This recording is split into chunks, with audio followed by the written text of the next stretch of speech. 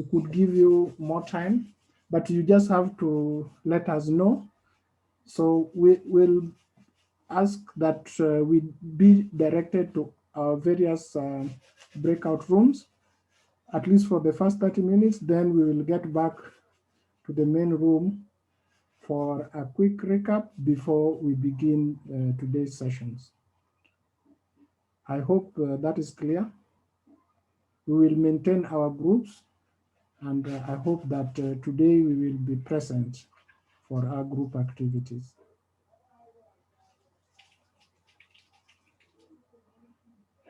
So Ronald, you can direct us to the different groups, breakout rooms. The facilitators can remain in the main room, but if we are needed, you just let us know. All right, thank you. Good morning, everyone. I believe everybody should know in which group they were in yesterday. So what you can do is just look at the bottom of your screen. You see breakout rooms. When you click on it, it finds a window and you can be able to join the group you were in yesterday. And if you are not able to, you can just notify us and then we can send you to the group you were in yesterday. So, Ronald, if you could assign Zokwanda to a group, she was not there yesterday. Thank you. Okay, I'll do so. Mr. Ronald is not yet connected, but you are speaking to Fred. Okay, thank you.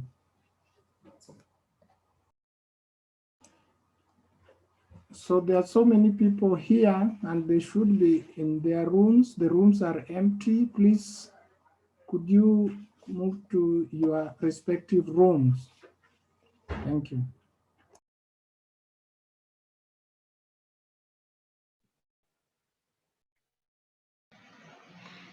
I'm still waiting to be assigned.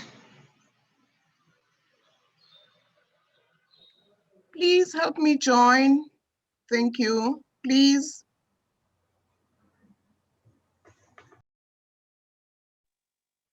Okay, as I said, I can repeat again. If you look at the bottom of your screen, you should see an option that says breakout rooms. When you click on the button breakout rooms, you should be able to see the different rooms available, which is English 1, English 2, French 1, English 3. And then you can choose the room you were in yesterday in order for you to join it. Thank you. Good morning. Good morning, team. How are you? We are doing well this morning. Morning, Manuel. Morning. We're doing well, but we have a problem of sound this side. Can you hear me? Yes, I can hear you. Good morning.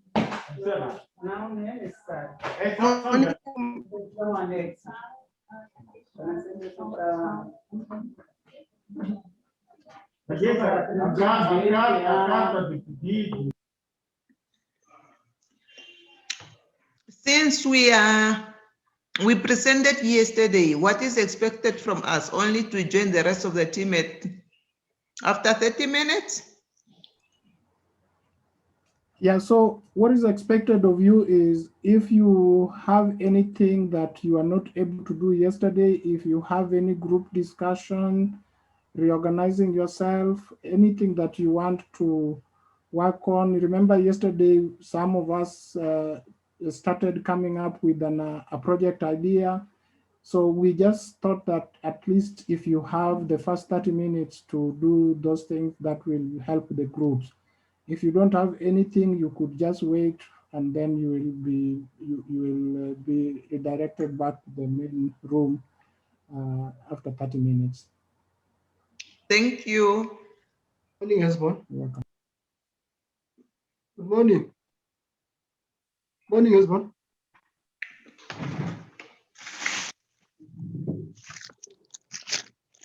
Morning. Good morning.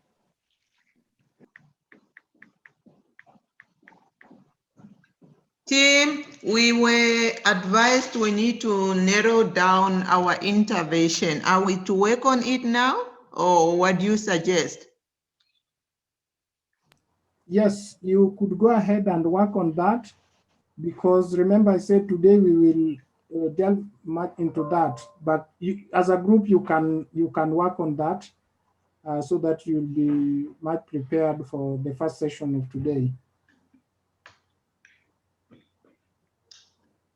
Is that okay? It's fine. Madam Japulile, Yes. Manuel, and the rest of the team.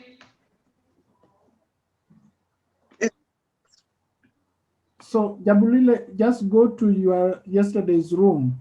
Yes, Frank. Madam Japulile, I can't hear you. I think your network, it's not okay. Abu, kindly remove your video. That will improve your connection.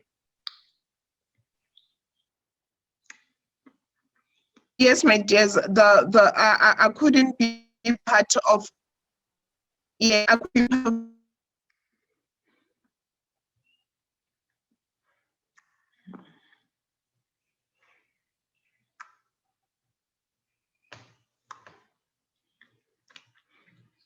I can't hear you.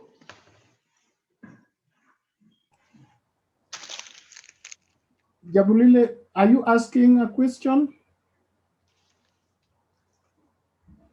Can you hear me?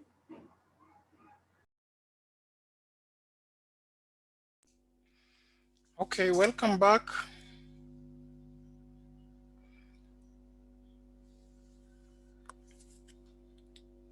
Can you hear me? Yes, we can hear you, Hasbron. Good morning. Hello? Yes, we can hear you. All right, thank you.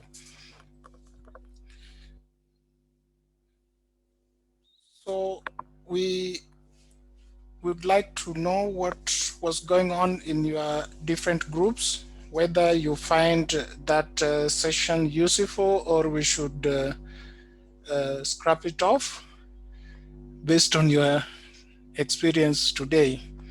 We thought that it would be good to give all the groups some 30 minutes before we begin, but we don't know whether the groups find it useful. So any group that assembled could share their experience. Anybody?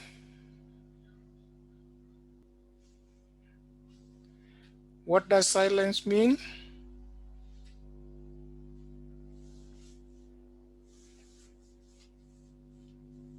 Good morning again, colleagues. I think there was a bit of,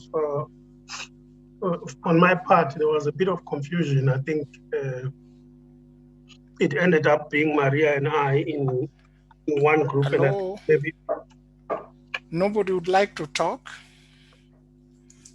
I think there's Or someone people did not talking. even go to their groups, so there's nothing to say. Jabulile, did you go to that group? Were you able to join?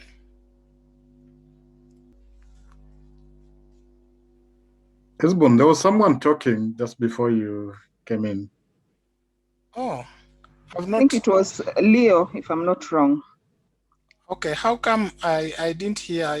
I thought, so I need to unmute, maybe? no, I was speaking, Hesbon, and it looked, I'm not sure whether you were not hearing me.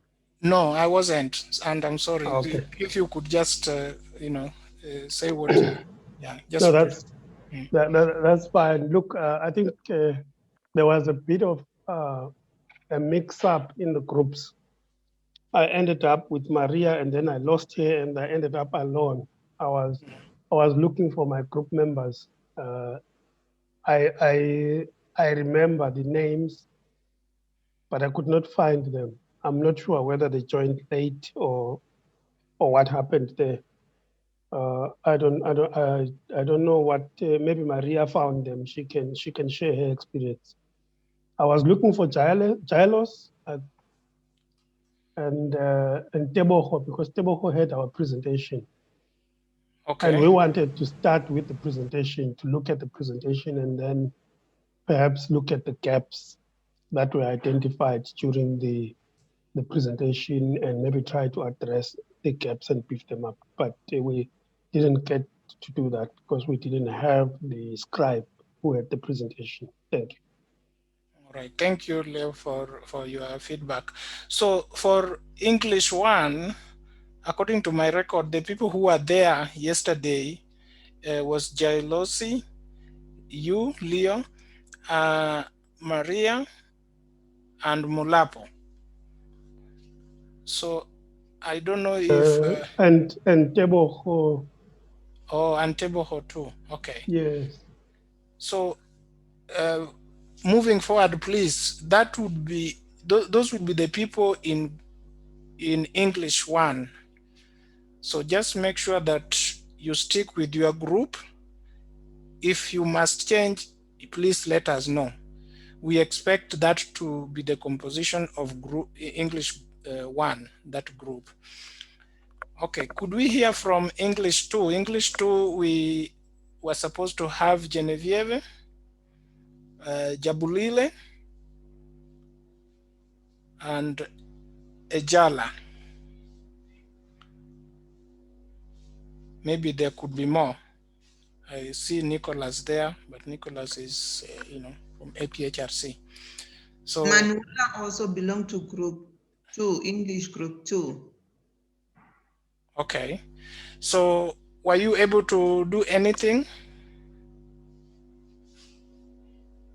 We presented yesterday. What we did is that we get into the group, then we had a problem with network. When Jabulile was talking, we couldn't hear, and then it's end up there. Okay, sorry for that. All right, what about the French group? French group, you're supposed to have Christian, Liva, Marcela, and maybe others. Eric, I think is not really actively part of the group, but yeah. But I just want to know if the French group were able to do anything.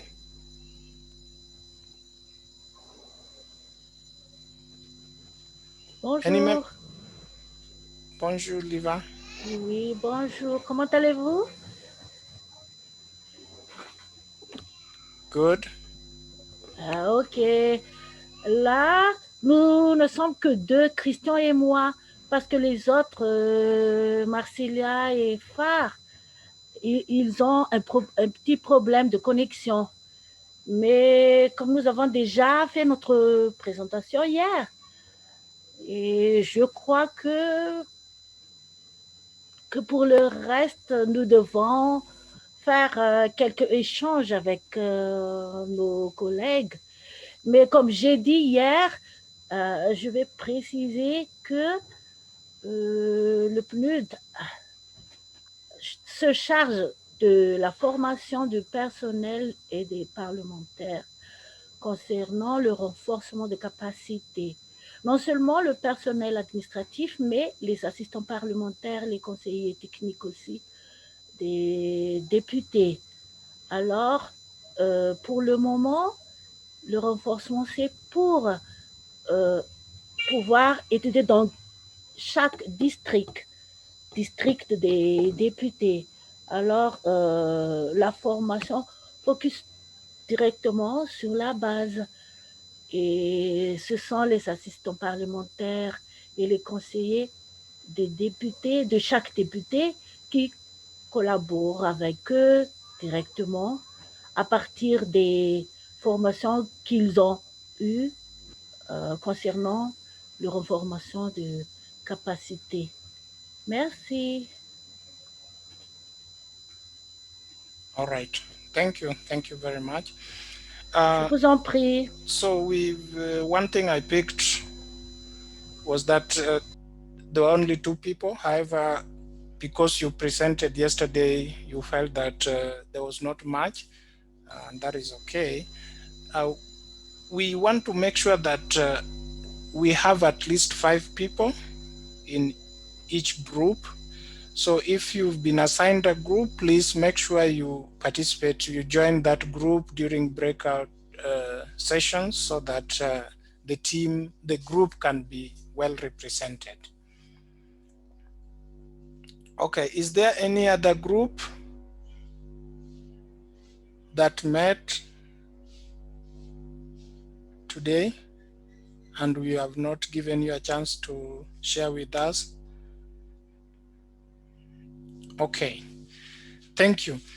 Now, yesterday we had 2 sessions.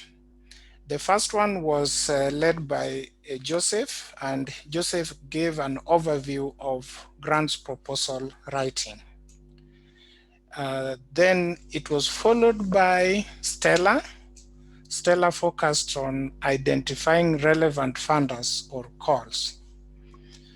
Based on those 2 sessions, I would like to hear from the participants one thing that you learned yesterday. Please share with us one thing that you learned in the course of interacting with the fellow participants and the facilitators of those 2 sessions. The day 1, what did you learn? Anything new that you learned, please share. You can type it, or you can just speak up. You can unmute and just speak up. So go ahead. Who would like to share?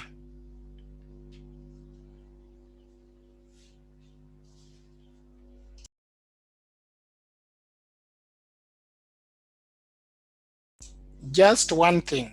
You don't have to say 3 or 4, no, just one thing. Just pick on something that you learned yesterday. And if you didn't learn anything, just let us know that yesterday I didn't learn anything. We'd like to hear from you. I'm going to call names if I do not see hands or responses. So I'm waiting.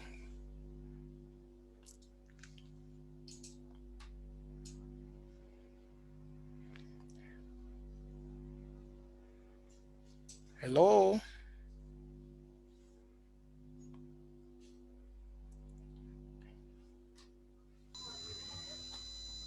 Je peux avoir la parole? Allô? I'm not seeing any. Allô? Yes, go ahead. Yes, go ahead. Go ahead. Merci, merci. Là, Is that Liva? Oui, c'est moi, c'est Liva. Ah, désolée. Okay, go ahead. J'ai oublié de me présenter. OK. Je vais parler à propos des modèles de financement. Surtout le numéro 7, le recycleur de ressources, ça m'a vraiment intéressé, car depuis quelques années, surtout au sein des scouts, les boys scouts, ils font des transformations des déchets comme sachets plastic bags en autobloquant pour les routiers et pour le jardin et tout cela. Et ça m'a beaucoup intéressée car on a parlé de la recyclage de ressources. Merci. Thank you very much, Leva. Yeah, just like Leva did, we just want to share what we learned, something that was intriguing to you, something that caught your attention, anything. We just want to hear from you if there's anything that you learned and you'd like to share.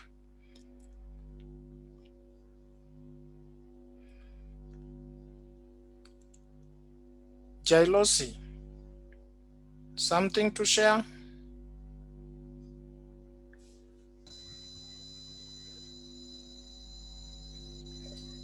Est-ce que je peux acheter?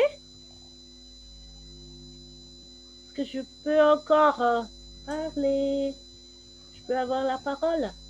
Betty? Allô, c'est Liva. Ah, ok. Yes, yes, go ahead, Liva. Merci. Là, oui. Ça m'a intéressé aussi de parler de type de subvention. Là, il y a de nature de restrictions et ouvertes et tout ça, c'est vraiment intéressant. Car peut-être chaque responsable pense qu'on peut utiliser une telle subvention pour un autre. Ok, merci. Others?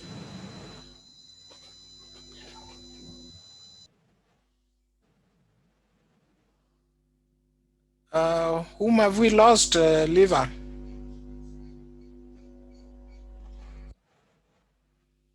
Okay. Yes, Maria?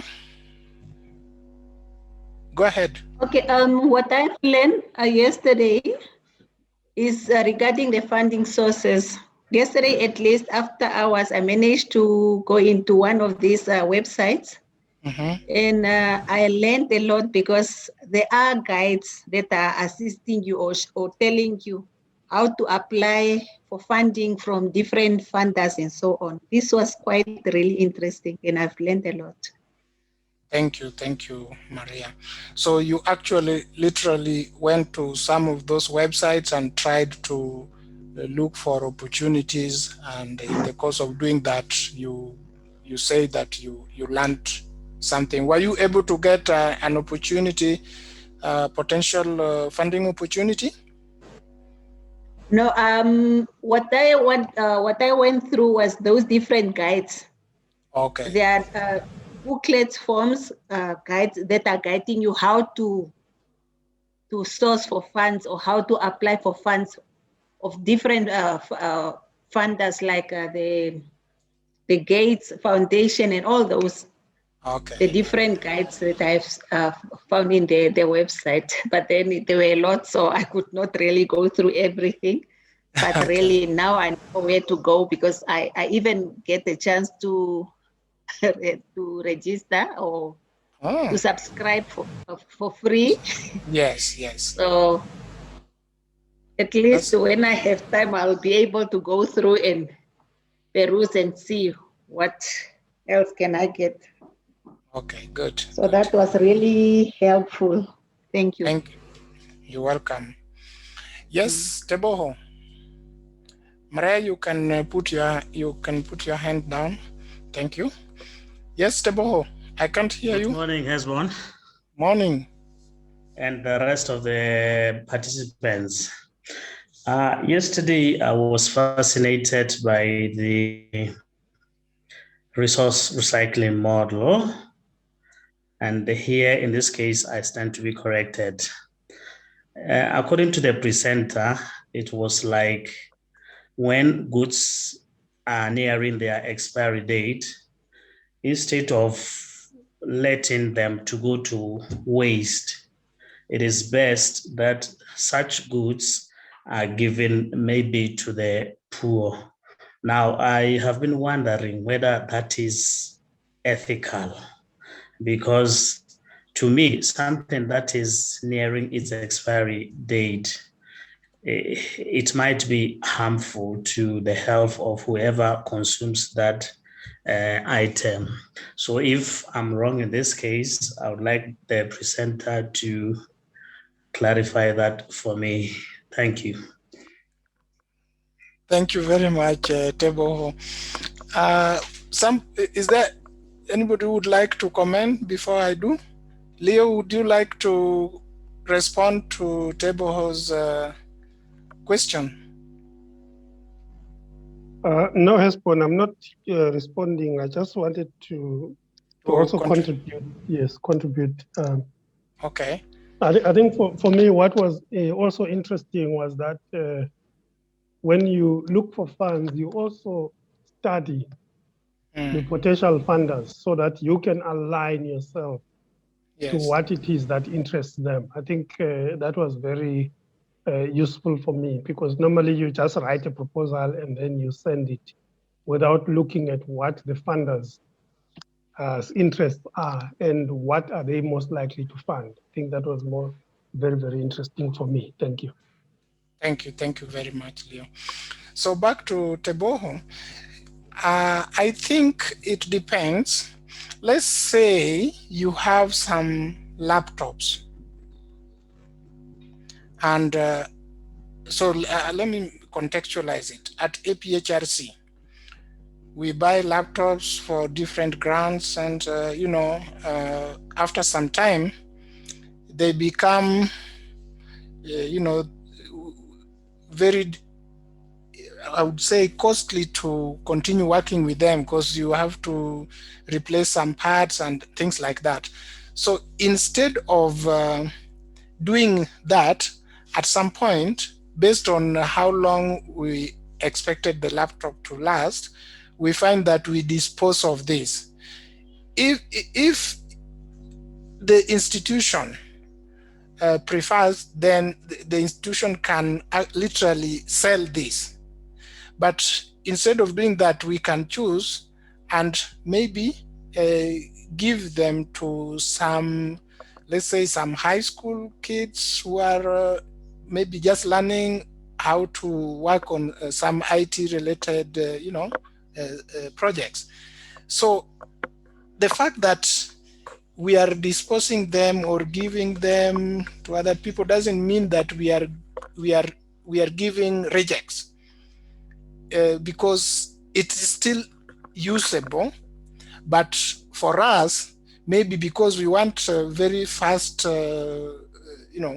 computer, it may not serve us the way we would want. So instead, we have funding, so we can go for a new one, which we can maybe upload the software and things like that, which means this is what will really serve us if you think of efficiency. So if you think of it like that, I don't think then it means that it is unethical in that manner. But on the other hand, if it is something that it reaches its perishable and all that, then I think that one is not good to give. It's like you are endangering the life of others. So I would just say that it depends. I see Duncan's hand up. Duncan, would you like to comment, please? Yes, I would like to comment on that. I know Joseph, when presenting, Duncan, can you hear me? Are you able to hear Duncan? I can't hear him. I can hear Duncan very well. We can hear him. You can hear him? Okay. Okay. Yes. Okay, I wanted to add on what on the comments that have been made concerning the example Joseph gave yesterday. And I still want to, for him it was an example. There will be limitless examples of how you can apply that. But if you are to still stick on food, if it's just recently that someone saw me in a supermarket looking at the expiry date for the bread. And this guy told me, what you do, you pick the bread that is behind. I don't pick the one that's at the front. And I realized, I think for a while now, I've actually realized what the supermarket does. When the new supply of bread, instead of putting it at the front, they put it at the back, because they have enough space to put several pieces of bread. So you'll find the ones that have like 3 days to expire will be the ones at the front. The ones that have just been brought to be at the back. So it's not like this bread, the front bread is spoiled, but it's nearing expiry. And there's a possibility, if they don't get a buyer, that bread might end up being wasted. I don't know whether that answers your question. It's not that you're giving them something that is expiring or near. For the people who are utilizing this, they will utilize it still within the good period, but it's possible if you don't do that, that item would end up being wasted. I think you also gave the example of food in the plane. Your plane is just moving it's taking an hour or 2 hours on flight. There's food that may not have been touched, and the possibility that that food might go to waste. If there are ways that food can be collected and given to people who sometimes are even getting food from garbage. I mean, it's for me, I think it is a better thing than having that food wasted. Thanks. Thank you very much, Duncan. I also see Agnes has shared in the chat box that she learned that when applying for funding, one has to make a research on whether funding was provided for the same project or request. Yeah, just do your homework. You may be repeating something that is already out there. I think that is what Agnes is saying. So thank you, Agnes. One last person to share what they learned.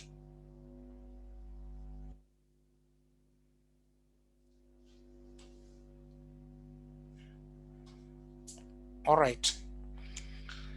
So I would like us to begin today's session. Maybe almost time is just 2 minutes. So maybe take 1 minute to just stretch, and we will be starting in the next 60 seconds, the first session.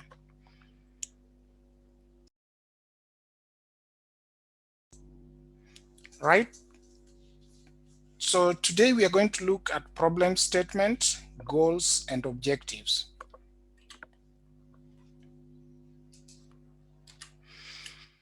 At the end of this session,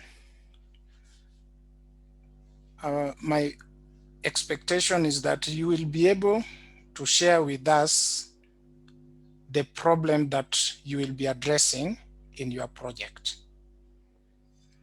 You will describe the situation causing concern or come up with some kind of hypothesis. You will be able to link that problem with the funder's goals and priorities. You will provide rationale. Why must this project or research study be funded? What is your goal, or what are your goals and corresponding objectives of the project that you are proposing? You will be able to identify some outcomes or benefits of the study in measurable terms. So those are some things that we will cover. And we begin by problem statement.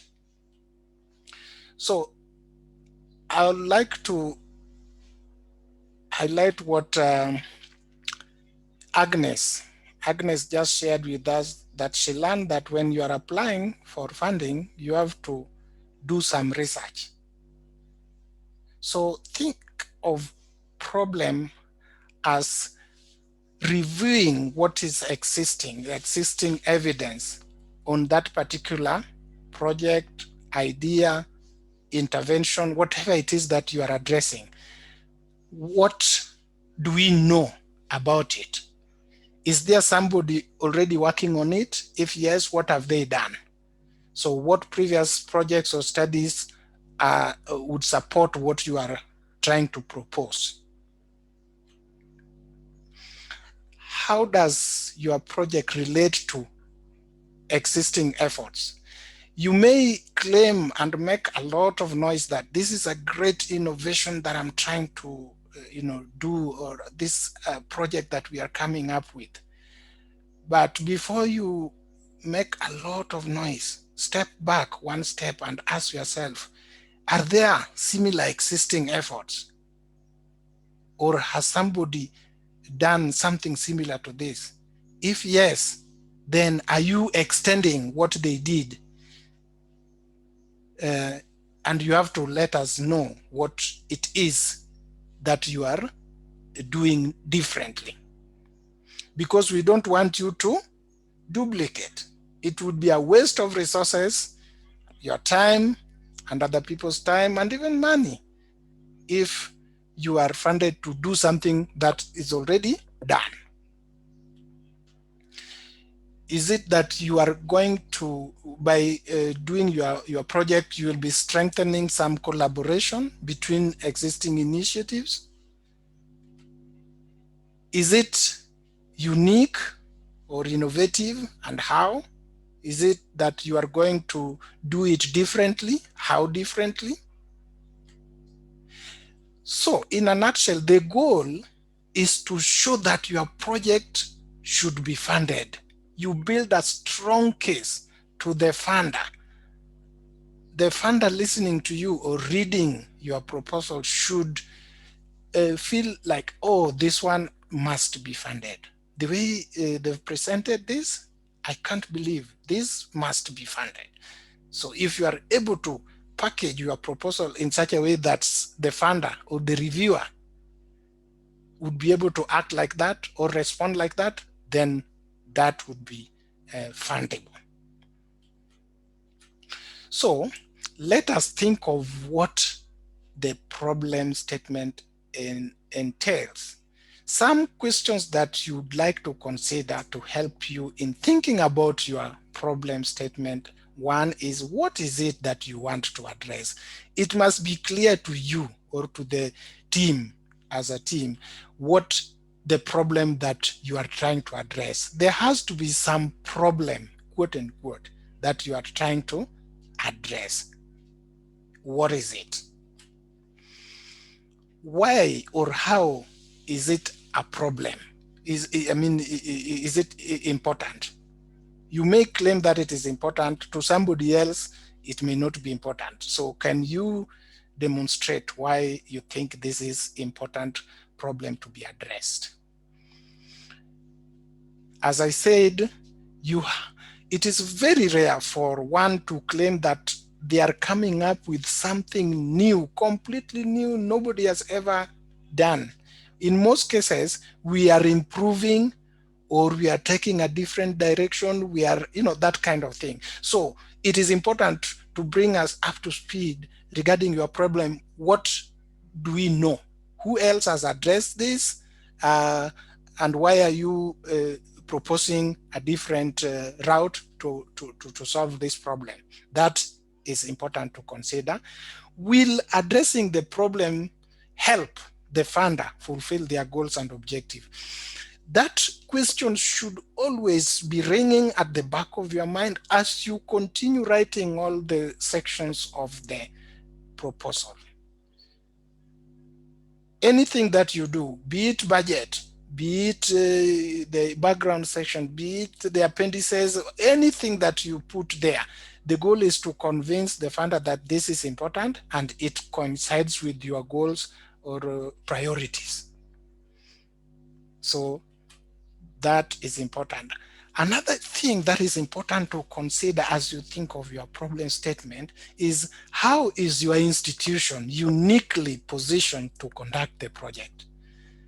I think tomorrow, when we'll be going through budget, you will realize that, and not just tomorrow, even today, we know that the funding that we will be having, there is restriction on budget. Maybe you can only go up to 100,000 USD, maybe up to 1 million USD and all that. So let's say your institution has never handled a project worth 5 million. And now you are coming with 7 million project. That may be difficult. So that is just an aspect to consider when you are applying for a particular grant. Make sure that the institution is uniquely positioned. So uniquely positioned in which way? It could be because of your geographical location.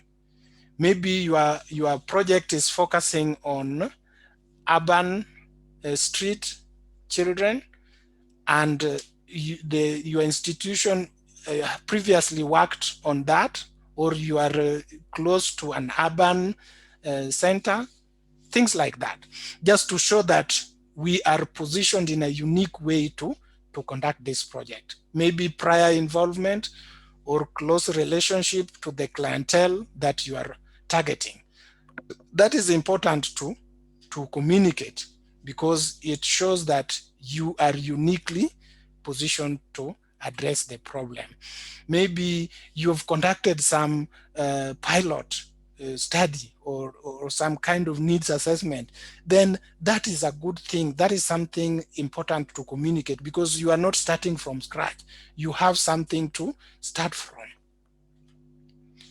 So what I'm going to do, I'm going to take just a few minutes and give an example of how a problem statement looks like, and these elements that we are talking about, how they are weaved in a sample problem statement. So just give me 1 second, I'll stop sharing and share something different.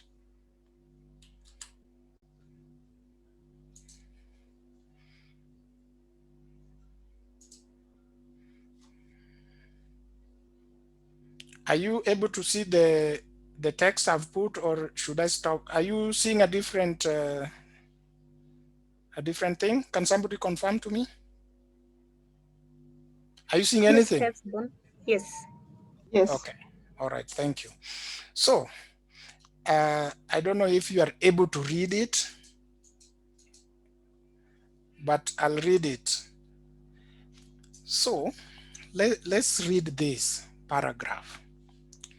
Major obstacles to child survival in the developing world include infections, parasitic diseases, malnutrition, and the risk associated with low birth weight and high fertility.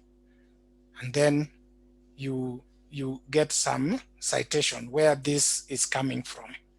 So that is a statement there. You can see that this is very broad. You know, we are saying developing world. Somebody can say globally, but this person chose to start at that level. If you can think of a funnel and you are narrowing it down. So this person is starting broadly by saying that there are major obstacles to child survival in developing world and giving examples. So we still don't know what the problem is here. He has just started bringing attention to something. Now the next sentence reads, a serious problem. This person is even using the word problem to draw your attention. A serious problem exists in the rural villages of Melanesia, of children dying from common illnesses and infections that are attributable to poor nutrition. In that sentence, you can see that there is a problem. The problem is that children die from common illnesses and infections due to poor nutrition. So when you hear a problem like that, when you are crafting your problem statement, whatever you are trying to communicate as a problem, make sure that in your project, you are going to be addressing that. We don't want you to come up with 5 statements and talking about different problems, and in your project, you are only going to address one. Then somebody will say, this is not going to help because you are just addressing a quarter or 1/5 of the whole thing. So you are able to see a problem there. Let's continue with the reading. Though high nutrition foods are available in the villages, it is apparent that mothers do not have an understanding of exactly what foods contain the most value for their children. And this person is citing the source of that claim. So you see another problem number 2 there. It's not just the fact that children die from these illnesses and infections due to poor nutrition. The second problem is that high nutritious food exists, but mothers lack knowledge of what foods are nutritious for their children. So there is a problem of mothers' knowledge of what is good for their children. That is a second problem. You see how this person is walking us through and trying to communicate the problem. Geographically, he stated that this is a problem in developing world, but now I'm bringing you to this place, rural villages of Melanesia. You see, it's now narrowed it down to a particular locality geographically, and then trying to still communicate the problem. Then next, the person says, research has shown that the children of mothers who have an understanding of how to provide good nutrition to their children stand a significantly greater chance of survival during the first 3 years of life.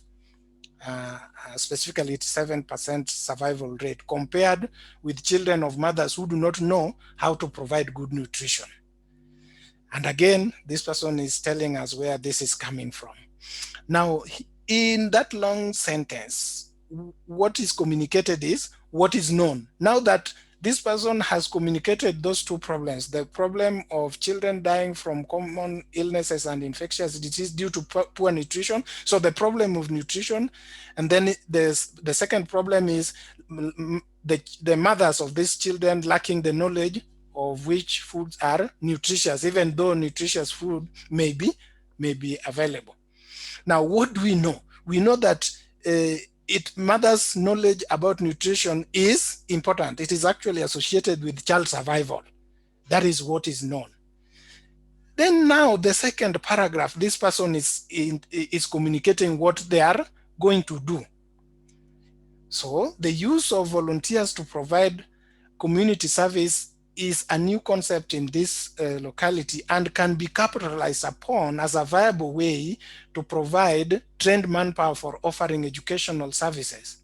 And then they continue and explain how that intervention works. So they are proposing the use of volunteers to provide educational services to mothers of these children. And they are saying that this is an extension of existing intervention, from agriculture. Now they are extending it to public health, and that is their innovation. It has worked in agriculture, and they are hoping that it can work in this context.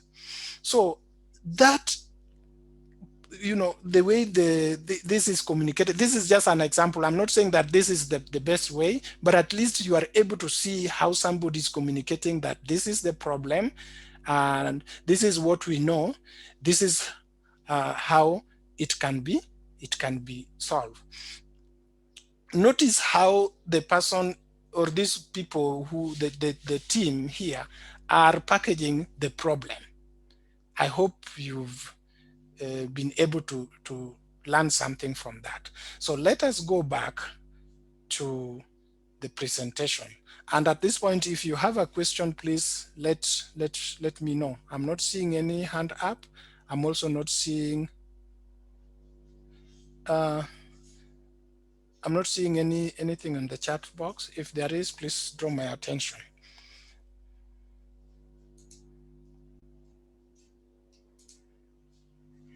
Please confirm to me if the slide is back or is not showing. Is the slide back? Yes, it is, Hezbon, but please put it in a presentation mode. All right, thank you, Lisa. Okay. So we are done with that. We now understand what a problem statement looks like. Now, let me draw your attention to some important statements that will feature, and we will go through them in the course of this workshop. The one that I just talked about is a problem statement, and where it will go in your proposal is the background. So in your background section, there should be a problem statement. When I say a statement, it's not necessarily one sentence as you have seen in what we just shared, but that is where somebody would be looking for the problem. Then there is a need statement, which is tied to the goal or purpose. We will talk about that shortly. And then the process statement in the methods or implementation plan, the impact statement, output or outcomes, and sustainability scale up. So this we will revisit, or we will go through them in details in one of the sessions that is coming tomorrow or the next day. So, but I wanted to just mention that these are some statements that are important, and actually put together they form the abstract, but we will do that in one of the sessions. Okay, let's come back again to problem statement and just give an example. Let us read the first one there. Pregnant women often fail to deliver in safe, equipped healthcare institutions because they lack reliable and accessible transportation. The second statement, the lack of reliable, accessible, and affordable transportation limits pregnant women's ability to give birth in institutions where proper healthcare is provided. Let me pause and ask, what is the difference between the first and the second statement? Is there anything you can see? What is the difference between the first and the second? If you were to pick, which one would you pick as your problem statement and why? Okay, I want to hear. May I say something? Yes, yes, go ahead. Yes, if I'm to pick, I'd rather go for the second one. Okay, and why? Yeah, the second one, it's more bringing out what is the problem, because the problem is accessibility to proper facility for pregnant women during delivery. But then when you look at the first one, it's more of a statement, just a generic one. As much as you can see, it talks about the health care. So the second one, it's more pointing out what really the problem is, the lack of reliable, accessible, and affordable. So that is the main problem. Yes, thank you very much, Angela. Is that right, Angela? Is that the right way to pronounce your name? Okay, yeah. Yes, Angela, that's how you pronounce it. Thank you. Yes, yes, Angela. So what you are saying in the second statement, the problem, and we have highlighted it, I don't know which color is this, purple, or I don't know, what that color. The problem comes forward. You bring it forward, and then you support it with some other statements. In the first bullet, the actual problem is coming much later. And that is not a good way to write. So that is why we are contrasting this, so that you can see, even though the problem is in that statement, a better way to package it is the second bullet, whereby it comes early. Then you can have some other supporting pieces to follow. So that is important to bear in mind when you are crafting your statements. The third statement, you can see that the problem is, while we have this IV treatment regimen, it is painful, that is a problem. It risks new infections, that is a problem, and also expensive, cost. So those three things are problems.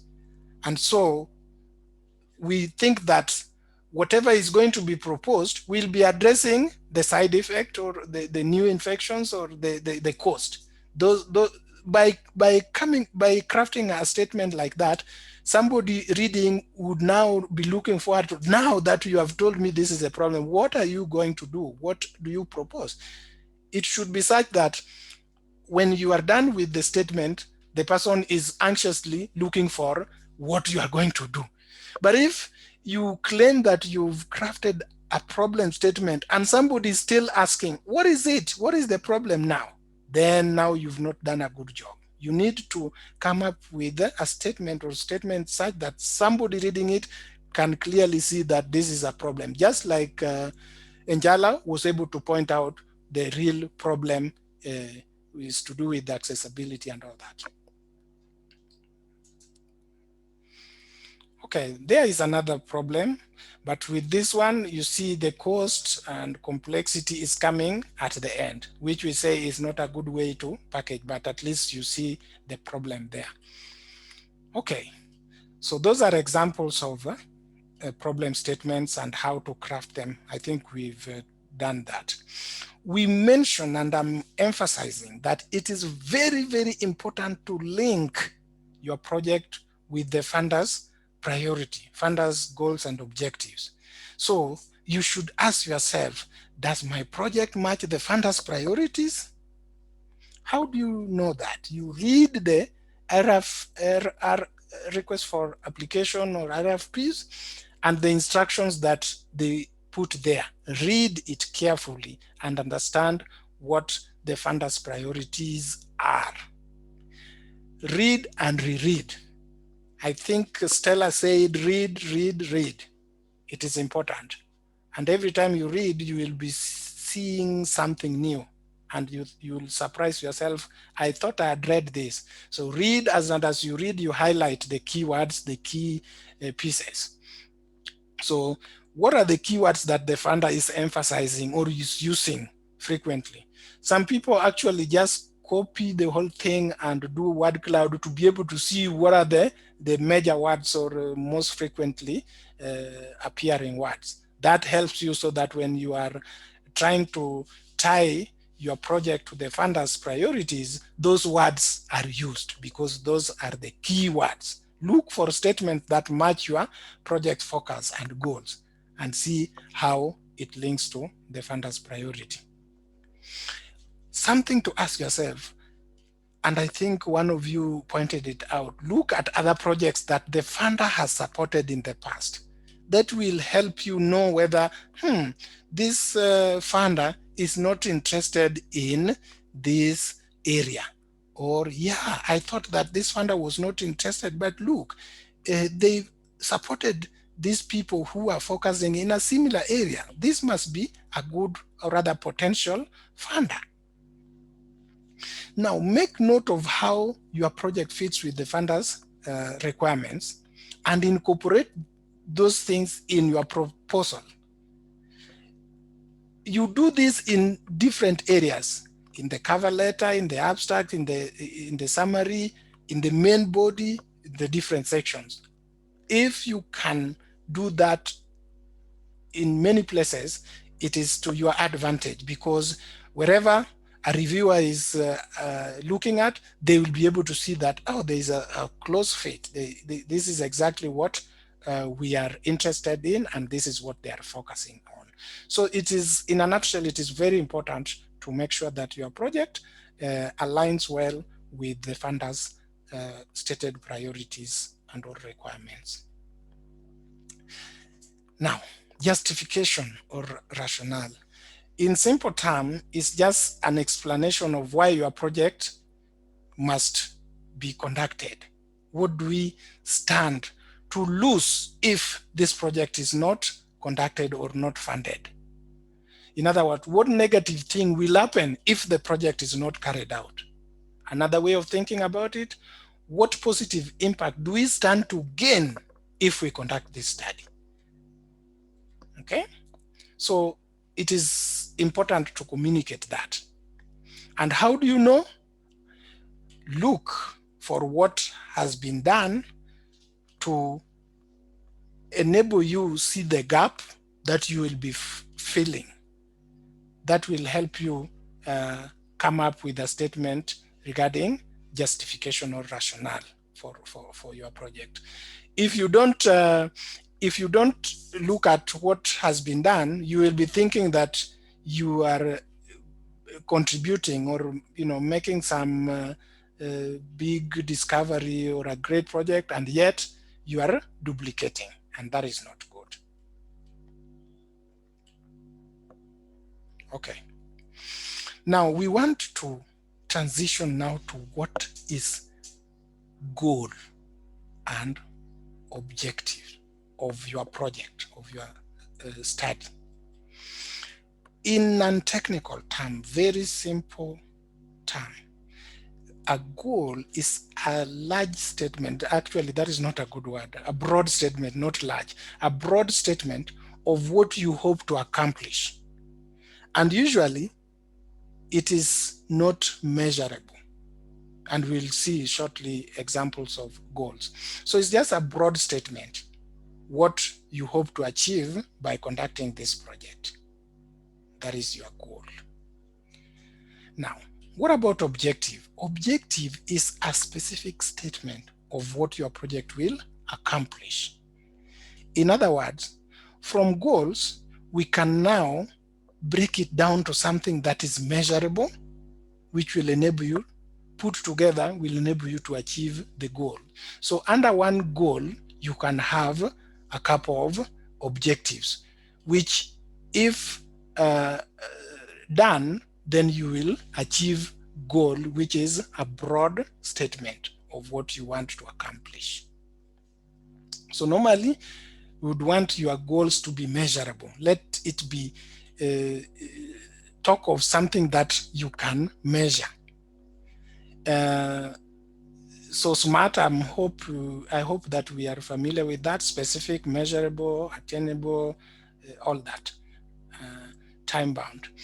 So make sure as much as possible, whatever statement you have as objectives are SMART. And you will realize that your objectives will drive what activities. What will you be, for you to achieve this objective, what will you do? Those will be the activities. So, and again, this will serve as the basis for evaluation of your project. We'll talk about evaluation in one of the sessions. So, again, I said I will emphasize this. Your project goals and objectives should overlap or coincide with the funders' goals or priorities. And how to do that? Check the funders' program of interest, the purpose of the grant that they are offering. Check the size of the grant, maximum, minimum award, and whether there are multiple of them. Are there restrictions? Is this only applicable to LMICs or just maybe East Africa or just a particular country? Check those restrictions and make sure you meet them.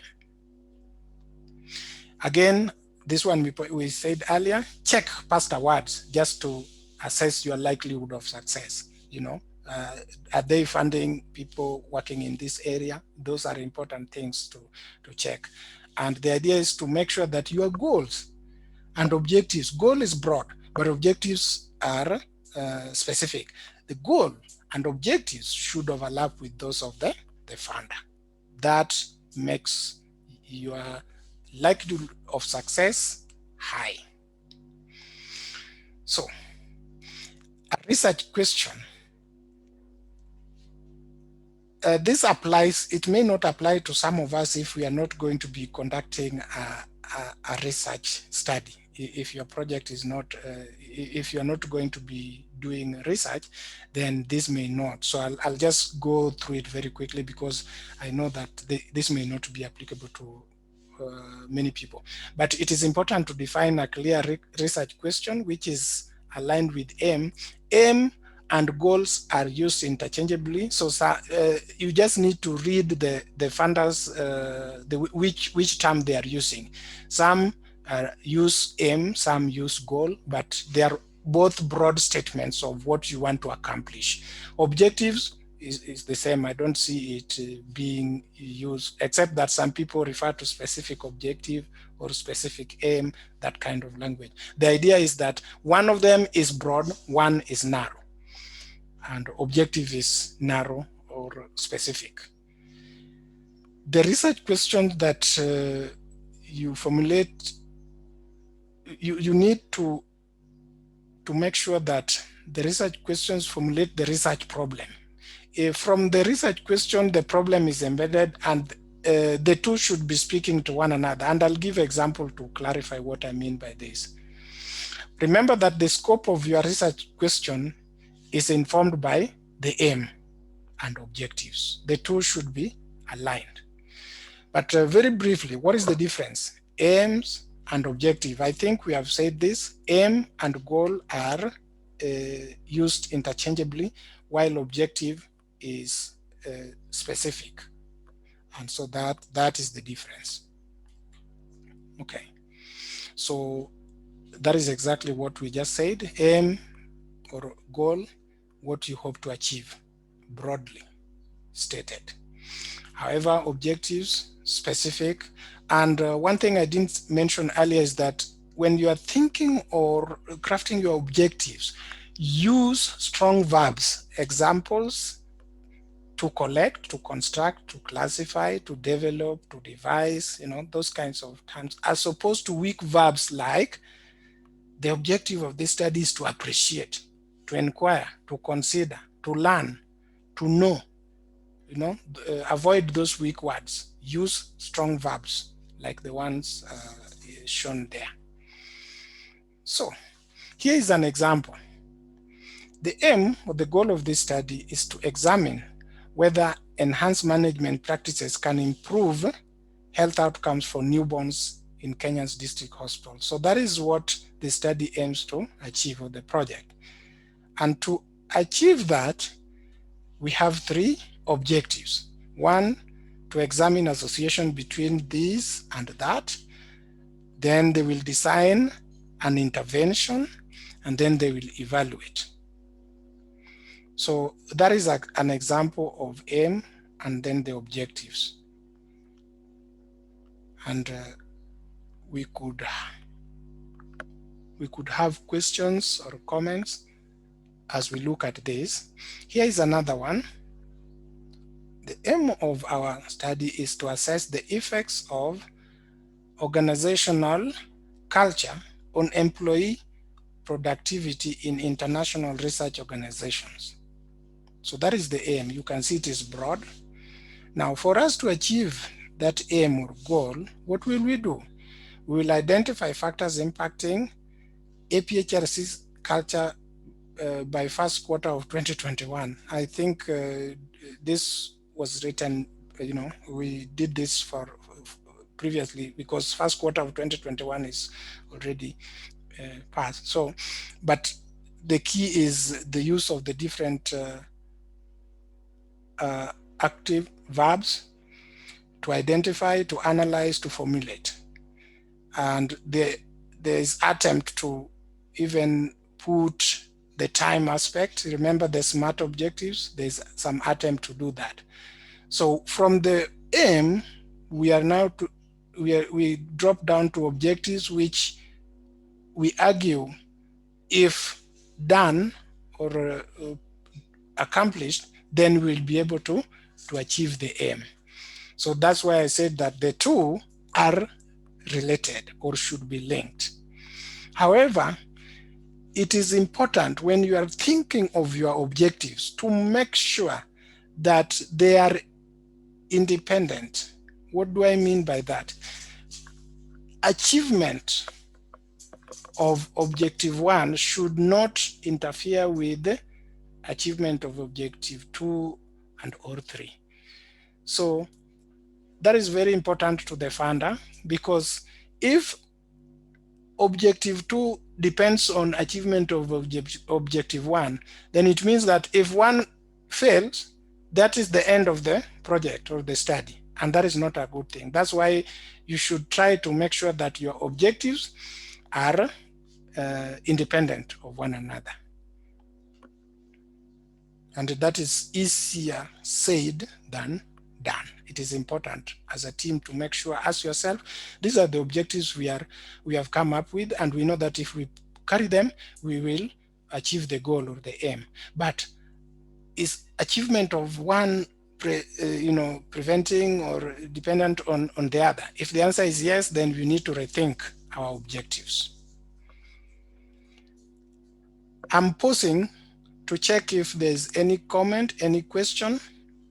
Please let me know. Any question, comment?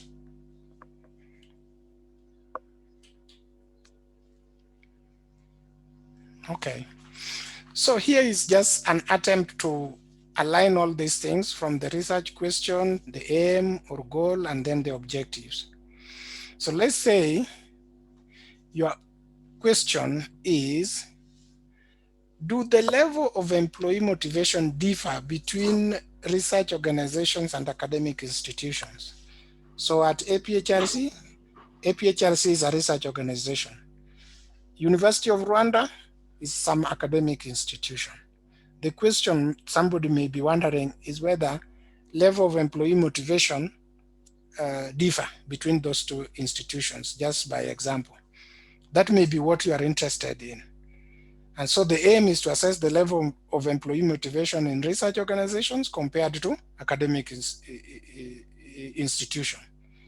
For us to do that, one of the things we will do is to develop a measure of employee motivation. So we'll maybe look for an existing tool that can be used to measure employee motivation. We administer this tool in one setting, university and research organization, and then just try to compare. Then the second objective is to assess the level of employee motivation in both settings, compare them statistically. Something simple. This looks very simple. But the idea is that we have some aim, and under that we can have some objectives which, if done or accomplished, then we are able to fulfill the aim. So after doing that, maybe the next phase of the study could be to identify factors that affect employee motivation in the two settings. So that's just an illustration of how to align them and make sure that they speak to one another. Now, what I have there as objective 1 and objective 2, some people prefer to reward them and then they become research questions. So that is still okay. The question that I have at the top, that is the overarching question, which is tied to the aim. It is different from the objective 1 and 2 if you choose to present objectives as research questions. So that's, you will see some funders prefer you to state them as objectives or as the research questions. Yes. Maybe before you go on, there's a hand that is up from Matamane. When you get a moment. Okay. All right. Go ahead, Matamane. Thank you very much. And I would just like to appreciate the wonderful presentation that you have just given us this morning. I just wanted to comment on the important issue that you highlighted earlier on when you were talking about the issue of duplication of services, whereby you emphasized on the importance of having to review maybe the literature review in terms of and knowing exactly what has been happening with regard to the project that one would like to maybe propose. We just have to find out who has been engaged in such a project, and maybe the place and what has been done, what ground has been covered. Because I realized that when working with different stakeholders, you find that there are cases whereby two or even more organizations are pursuing the same mandate. And sometimes you'll find that they are even focusing on one area whereby there happens to be a duplication of services. The same people are benefiting the same thing from different organizations. So for me, it's a highlight of the importance of having to go back and find out what has been done in relation to what one wants to continue with or propose with the donor. And another issue, I just want to appreciate the clarity that you have brought in terms of the objectives, to say that we need to have independent objectives, such that if we are unable, for one reason or another, we are unable to maybe implement or achieve the first objective, it doesn't necessarily have to affect the second objective. Thank you very much. Thank you very much, Mataman, for your comment. Yes, it is important, as you've also emphasized, it is very important to find out what other people have done. And rarely will you claim that you are the first person in this third planet addressing a particular problem. Most likely you will find that some people have addressed it, but maybe there is an efficient way to solve that problem. Or maybe there is something that you are adding, and whatever it is you are adding, that is what you should make noise about and show how it is important. But for you to know what has been done, you have to do your homework. You have to research. You have to know who are the people working in this space, who are the authorities in this area. So this you can do by just normal internet search using the different databases, and not restricting yourself to that. Also, just talk to your colleagues, people who are in that area. They are most likely to know who is working in that space. That will help you a lot. And the fact that you are able to demonstrate, actually, one way that you could also do this is by engaging. Maybe if you know that this person is an expert in this area, SRH or whatever, and you engage them, you share with them your proposal, your idea, they will quickly tell you, oh, Matamane, this one, there's a group in Zimbabwe, they are working on it. Actually, they've been working on this for the last 5 years. Because they are updated with what is happening in their spaces, because that is their area of interest. So it is, those are the ways to go about it, to avoid duplication, so that you stand to enhance your chances of success. So thank you again for those comments. Any question or comment? Okay, so we just have one or two more slides and I will be done. So some funders ask for theory of change. In non-technical term, this is just a description of the process and mechanism through which your program or your project will bring the change that you are talking about.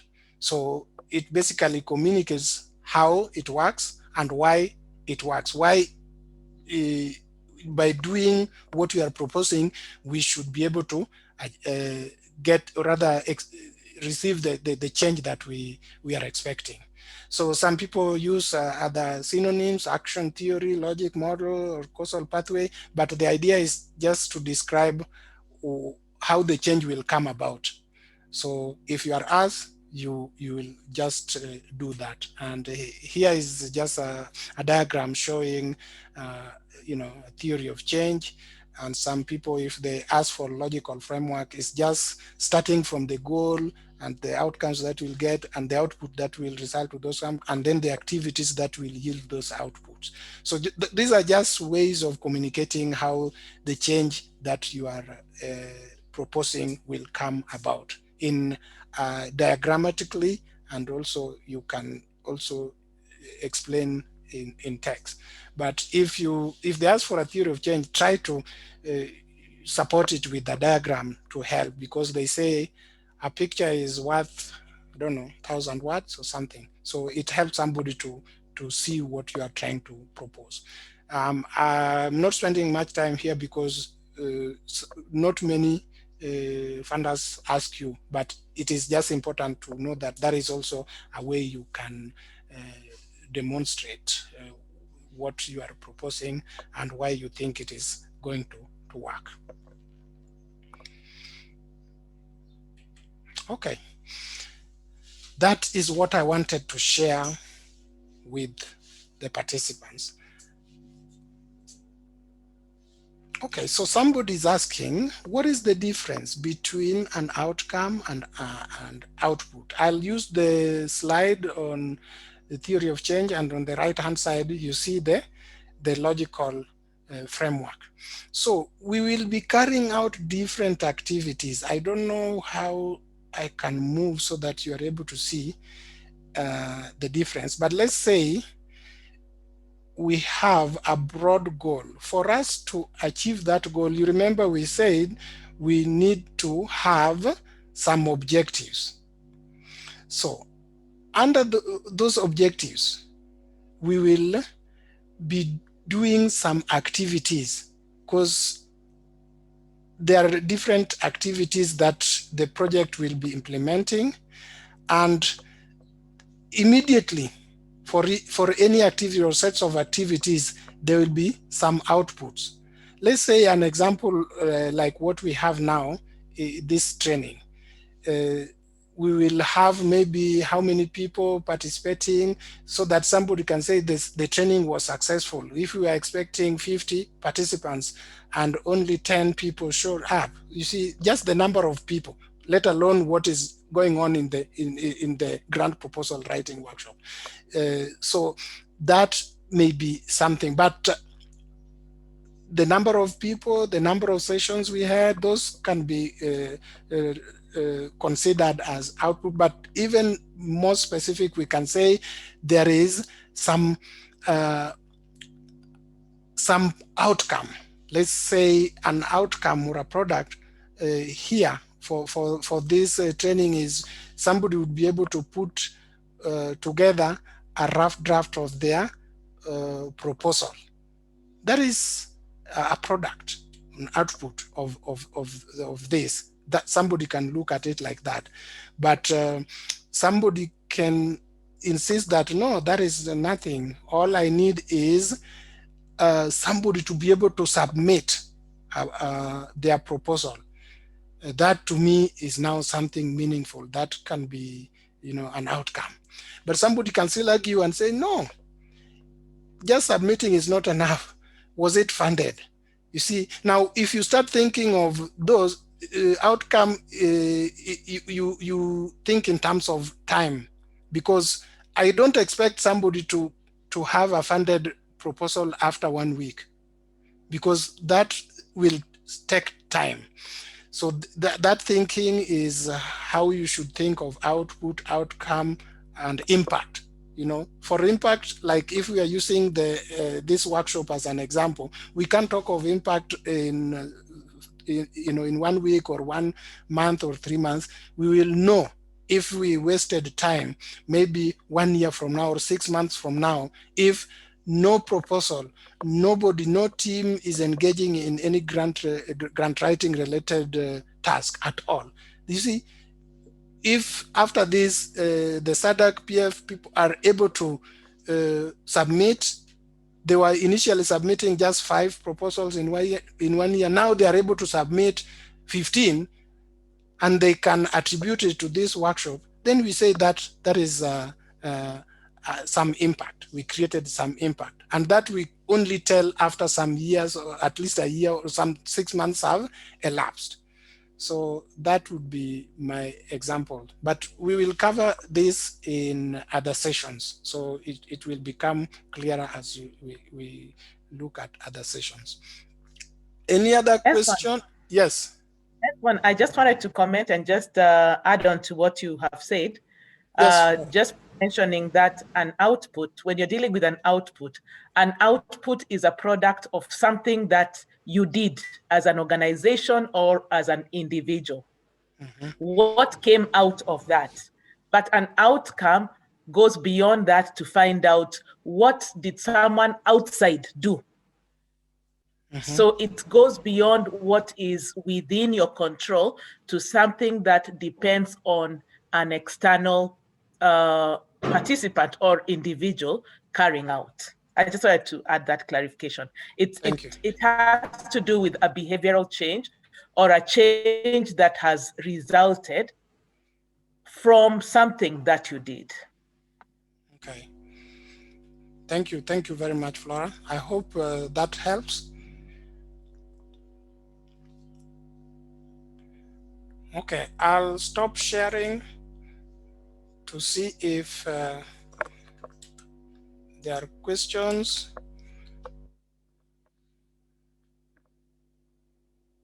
Please go ahead and ask or comment.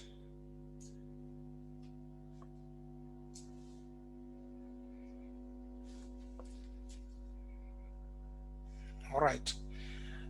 People are silent. And I'm interpreting it to mean that we are okay. We are okay with the content just covered.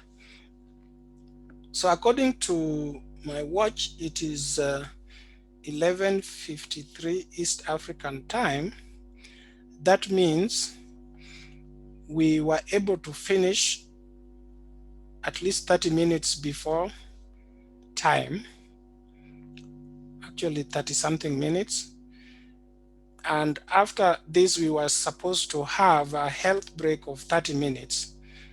And the next session was going to begin at 1 East African time or noon Central African time. We want to agree with, yeah, somebody's asking, are the presentation going to be shared? They will be shared any minute from now. The ones that the one that we just had is going to be shared. So that is the response. So I was going to ask participants, now that we have finished 30 minutes early and followed by another 30 minutes of health break, what time do you want us to start the next session? The next session was supposed to begin at 1 East African time. Would you prefer we start at 11:30?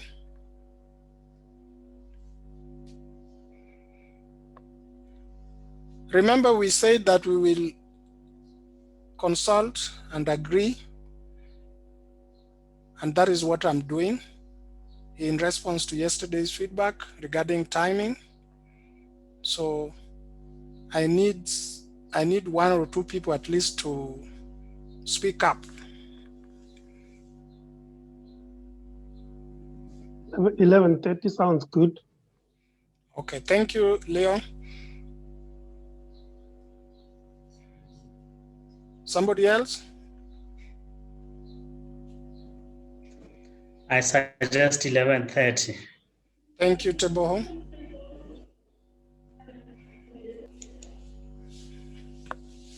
All right. So let's break. I hope, okay, I'm seeing more people saying 11:30, 11:30, Liva, Maria, yes. So we have agreed that we will start at 11:30. So Flora, we will start at 11:30 for your session instead of noon, and we will see how that goes. If we need to adjust, you know, we will decide based on how the session goes. So thank you very much. Let's break and get together at 11:30.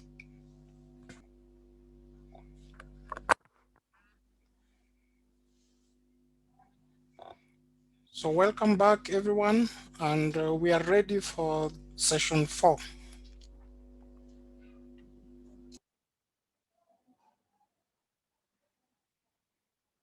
Hesbon, do I go on? Yes, yes, continue, Flora. Karibu. Thank you, Hesbon. My name is Flora Karemi. I work for the African Population and Health Research Center in the area of research capacity strengthening. So we work very closely with Hesbon. So I will take you through this session on implementation plan, and I will also relate it to the sessions that have passed, especially that of the objectives and also the justification and just coming up with the goals. And so allow me to start. I'll put off my video. I just wanted you to see my face before I begin. So we are going to talk about the implementation plan, which some people also refer to as the method section. Sorry, yeah. And so our objectives will be to define what an implementation plan is, describe the purpose of an implementation plan, look at the components of the implementation plan, also look at the steps in developing an implementation plan. We will take some time to also give consideration to the method section of any proposal, which is very much related to the implementation or the action section of your proposal. And then we'll briefly touch on the research designs, and thereafter we will be able to develop a basic implementation plan. Some people would call it a basic implementation matrix. So that's the outline, very much related to the objectives that we have laid before us. So the question we'll start off with is to find out, what is an implementation plan? And when we are thinking of an implementation plan, this is how it looks like. Implementation in the middle, and there's so much that goes on with respect to that implementation. And so to begin with, let's look at what implementation is. And I'll just ask anyone to unmute and just tell us, what do you understand by this word, implementation?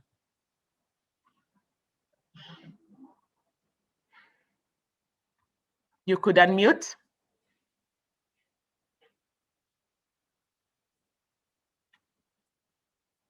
Anyone who wants to attempt to tell us what implementation is all about?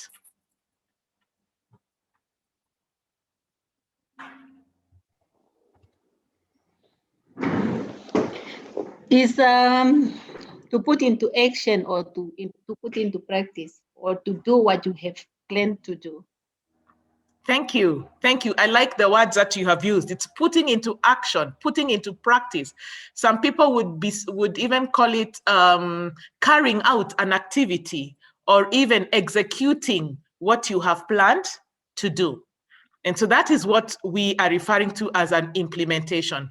Some funders would rather refer to action plan instead of implementation. It all means the same thing.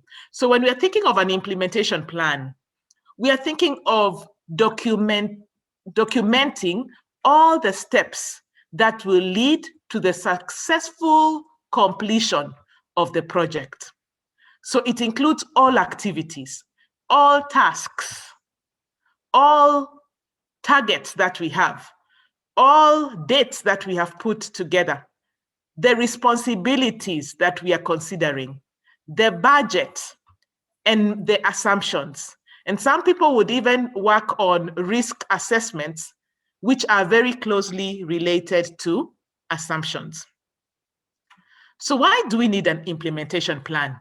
You know, we would think it is as easy as just going about and carrying out a project without a specific way of doing this particular project. However, we need to spell out our action plan, our implementation plan, for several reasons. One, when we spell out our implementation plan, then it gives us, as the implementers, a better understanding of what tasks need to be accomplished. We might be thinking that a project will take us maybe 2 weeks, but when we spell out the implementation plan and are able to see each of the tasks at hand, then we might realize it may even need more than a month or even 2 months. So the first purpose of an implementation plan is more of an internal purpose, and that is to gain awareness of what tasks need to be accomplished in a specific project. The second purpose why we need an implementation plan is because we need to convince our funder that we have logically and well thought out plans on how we are going to carry this project to the end.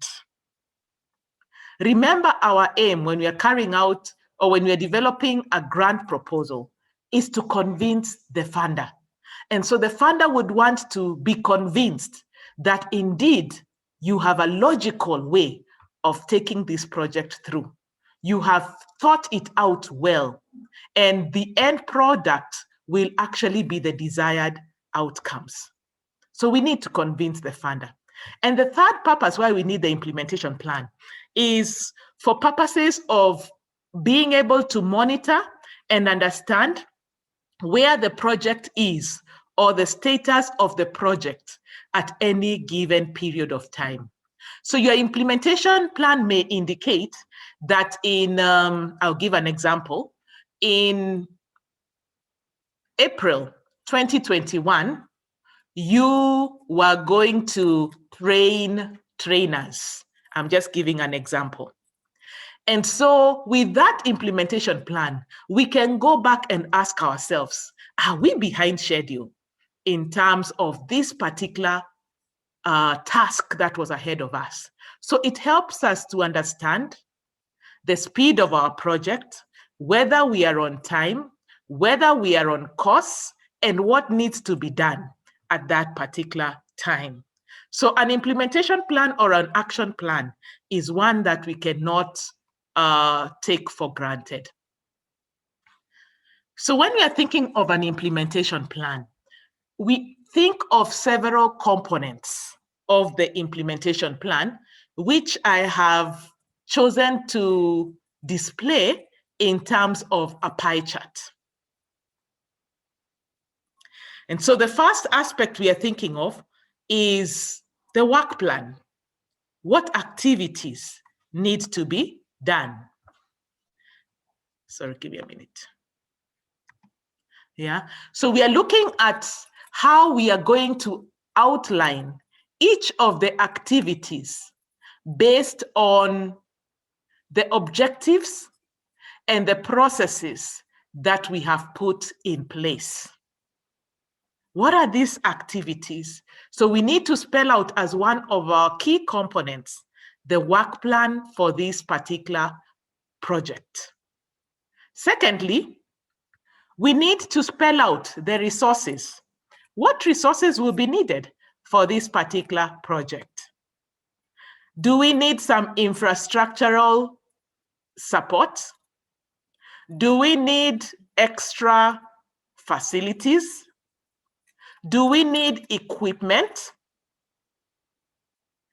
Someone earlier on talked about laptops, and someone was talking about how when you get new laptops, then you can look for a way of giving out the old laptops. So in this project that you're thinking of, will you be in need of laptops? What other equipment will you need? What materials will you need? What personnel do you need to bring on board? What are the costs that will be required? So this has to be spelled out in addition to coming up with your work plan, which is more of the processes that you will be having in place. You will need to spell out in the implementation plan your resources. Thirdly, you need to spell out your stakeholders. We will call them target groups. Who are your internal stakeholders? Who are your external stakeholders? Might this include bringing on board the different governments? Might it mean that you will bring on board the ministries represented in your particular government? Might it mean that you bring on board students? Will you be bringing on board part of the community? Will you be bringing on board the media, which has become one of our key stakeholders? Are you going to engage consultants? Your funder also becomes a stakeholder. Are you going to bring on board institutions, other institutions? Are there some agencies you will be bringing on board? So again, remember, we have three main purposes. Number one, we want to be aware of what our project is all about. Number two, we want to convince our funder. And the funder may have even spelled out and say that we have this particular grant that will be available to support this kind of community or this kind of activities or this kind of institutions. So whoever it is within those areas that are within the funding call need to be spelled out, even as you put down your target groups, who may include your internal and external stakeholders.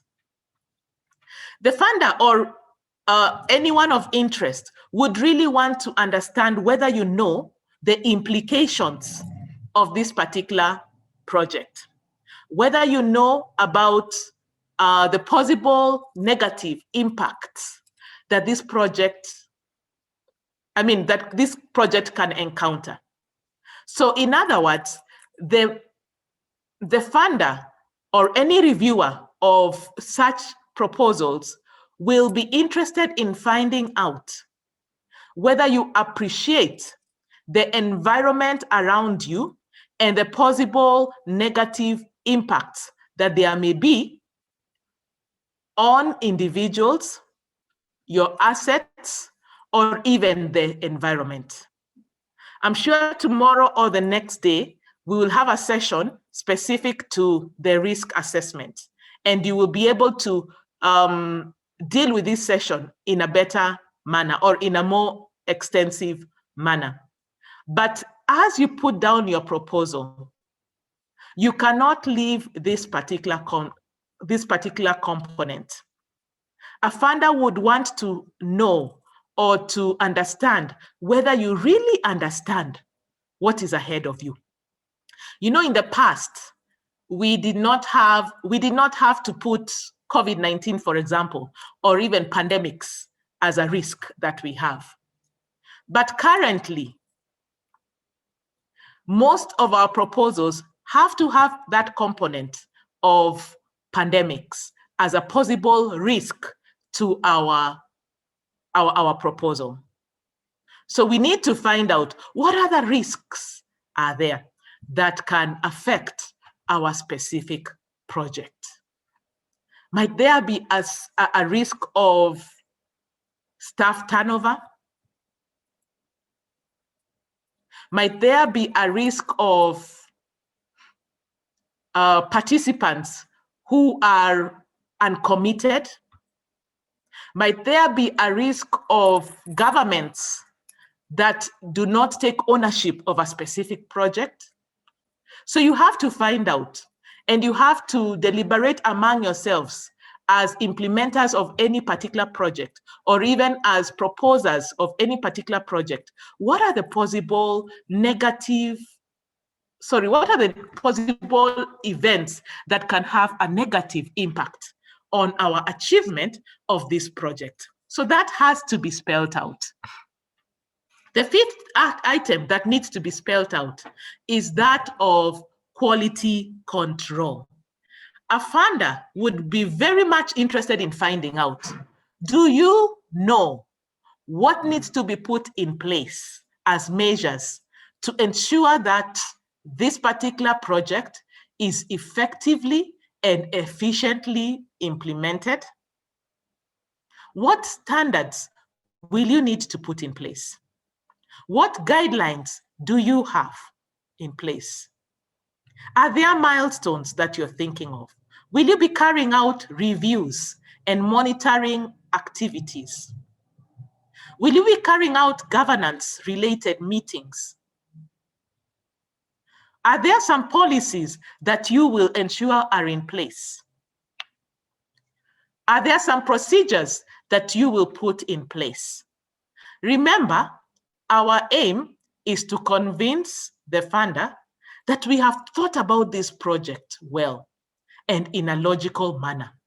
And we know that it will meet the specific targets or outcomes that we are looking forward to having. So when you're considering a project, there are many kinds of projects that you can consider. And Hesbon did mention this before. You might be having a research-related project. You might have an innovation or innovative kind of project. You might be having a capacity strengthening project. Maybe you just want to train the different people in an organization on a particular area so as to strengthen their capacity. You might be having a community and policy engagement project. You might even be having an infrastructural project, and there are many other projects that you can be having. But please be aware of the fact that a project might not necessarily only have one component. It may have a combination of several components. It might have a research component, a capacity strengthening component, and also a community and policy engagement component. Or it could be a project that has an infrastructural component and an innovation component. So just be aware of that. There are different aspects that can be placed in any particular project, and you will need to articulate what kind of project you are referring to within your implementation plan. So generally, let's look at the steps, or let's look at the processes that we have to go through when we are coming up with an implementation plan. And please feel free to stop me if you want to ask a question or you would want to contribute to a particular discussion. So let's look at the process within the implementation planning. So as mentioned in the earlier session today morning, you need to develop your objectives. And your objectives will really be dependent or should be linked to your goal. So spell out your objectives and the expected outcomes that will result from this particular project. And Hesbon went through that in quite detail, in a quite detailed way. Thereafter, pick up each of your objectives and identify strategies and activities that relate to each of your objectives. Remember, Hesbon talked about linking your objectives with your goals. Now, in this case, we are saying link your strategies, link your activities to your objectives. And the question that you'll be answering is, what strategies will enable me to accomplish this particular objective? After you have defined or identified your strategies and activities, assign roles and responsibilities for each of the objectives, strategies, and activities. Thereafter, you will need to spell out what monitoring measures you will put in place. And so you have to articulate how you will monitor each of the objectives, each of the strategies that and the activities that are in place. Then develop a project management strategy and articulate how you will manage the project. Remember, we talked about one of the components being quality control. So how will you manage this particular project? So since we had already touched on the area of objectives, I'll go straight away and refer to the strategies and activities. And as we mentioned before, your strategies and activities have to be linked to each objective.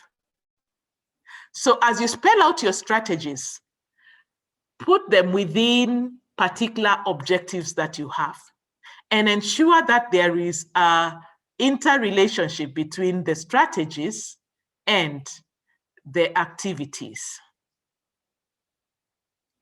So for each objective, you will need to identify those broad approaches that you are going to take to achieve your objectives. After you have determined those broad approaches, then you have to go further and identify activities that relate to each strategy. Some funders will ask you to refer to work packages rather than activities. Now, if a funder asks you for work packages before you get to activities, please note that work packages are actually a compilation of several related activities that need to be performed. So please note that if a funder asks you for work packages, then you will have to think of how to combine several of the activities to give you distinct work packages. But in some cases, some funders would just ask you to specify the strategies and which will be related to the activities.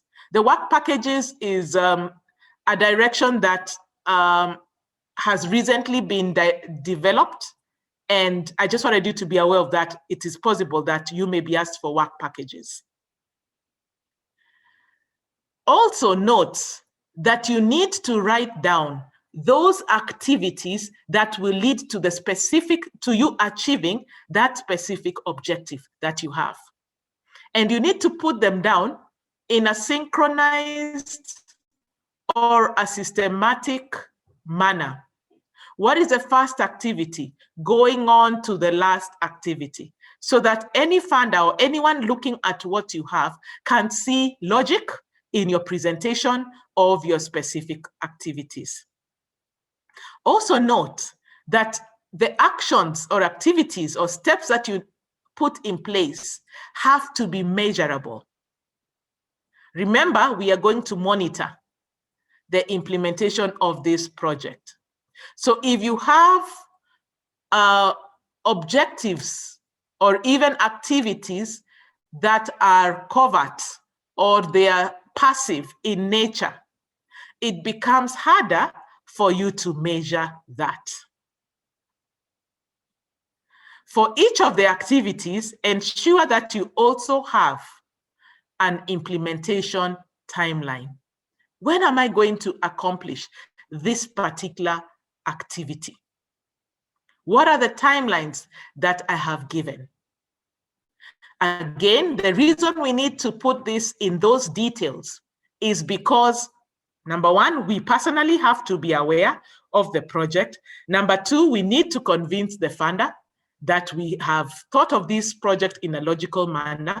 And number three, we need to be able to monitor the status of the project.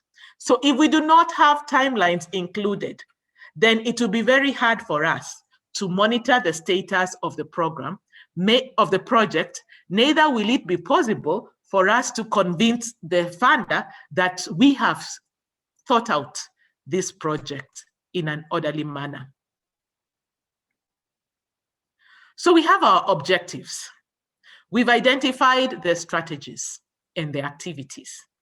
The next step that we will need is to be able to assign roles and responsibilities for each of our strategies and activities.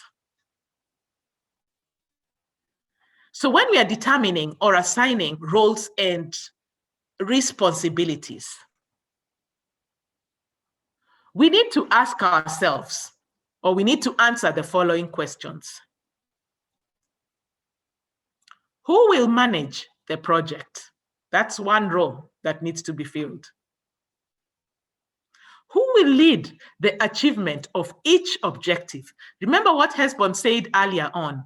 It's good when the objectives can stand on their own as independent objectives, because then if you fail to carry out one, then the others can still go on as expected. So who are you assigning to each of the objectives within your team? Who will be held accountable for the achievement of each strategy that you have placed? Who will be responsible for each of the work plans? In fact, many funders who go the direction of work plans will ask you to identify the work plan and the specific lead person who will be responsible for that specific work plan. What resources are required? Remember, we touched on resources. And who is responsible for their acquisition? So if, for example, you have one of your resources as laptops, and you want to procure laptops, who will be responsible for that? Also answer the question of what is the budget that is required? And who will be responsible for this budget? Who will be responsible to account for the financial aspect of your project? So some of the needs, staffing needs, that you will find in your specific project will have to be clearly articulated. Actually, all the staffing needs need to be clearly articulated. I will continuously mention this so that we can all appreciate the fact that we are trying to convince the funder that we have logically thought out our project. So as we spell out our staffing needs, we need to describe what kind of team we have in place for this particular project and what contribution they are bringing on board. What expertise are needed in this particular project, and have I catered for that in my specific project?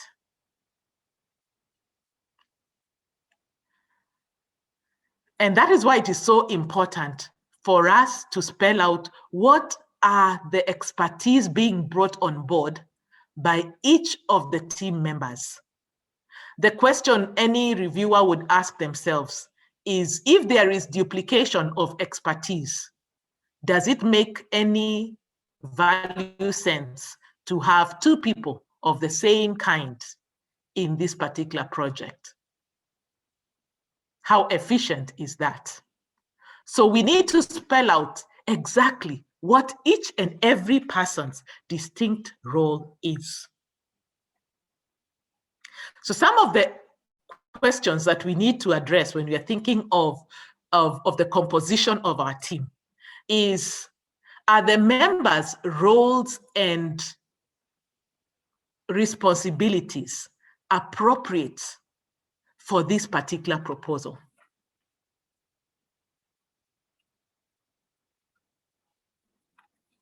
And so the question we need to ask ourselves is, whoever we are putting in this particular project and the role that they are being given, are those roles really necessary in this project? So for example, I'll give you an example of a project whereby you are going to be purchasing laptops. I'll give that as an example. But within that, you indicate that one of the members will be responsible for community engagement. And so a funder can easily come in and ask, how do the two relate? Are these appropriate skills? Is there a skills do we have a skills gap that has not been filled, or do we have a mismatch when it comes to the skills? So always remember that as you put out who will be responsible for what, they need to be related to your specific project. Another aspect that you need to consider as you spell out your staffing or your roles and responsibilities is the diversity kind of team that you have. Think of multidisciplinary or diverse kind of teams, so that in this team, a lot of expertise is brought on board that will strengthen this particular project. Remember the question I asked you before. If we have two individuals who are bringing on board the same aspect, why do we need the two individuals? So think in a multidisciplinary manner. Think of how you can diversify your team in such a way that it brings on board expertise that will strengthen the outcomes of your project. I'll give an example even using APHRC. Many of the projects that we have in APHRC, the question that we keep on asking ourselves is, how do we bring on board from out of APHRC to strengthen our various projects? So in that case, we try not only to consider internal teams, but also to consider external teams that can be able to feed this particular project. If a project, for example, had to do with healthcare, provision of healthcare, then it would be good that beyond having researchers in such a project, that we also look for how to bring on board healthcare institutions. That we also need to also consider bringing on board community and policy and community and policy engagement individuals.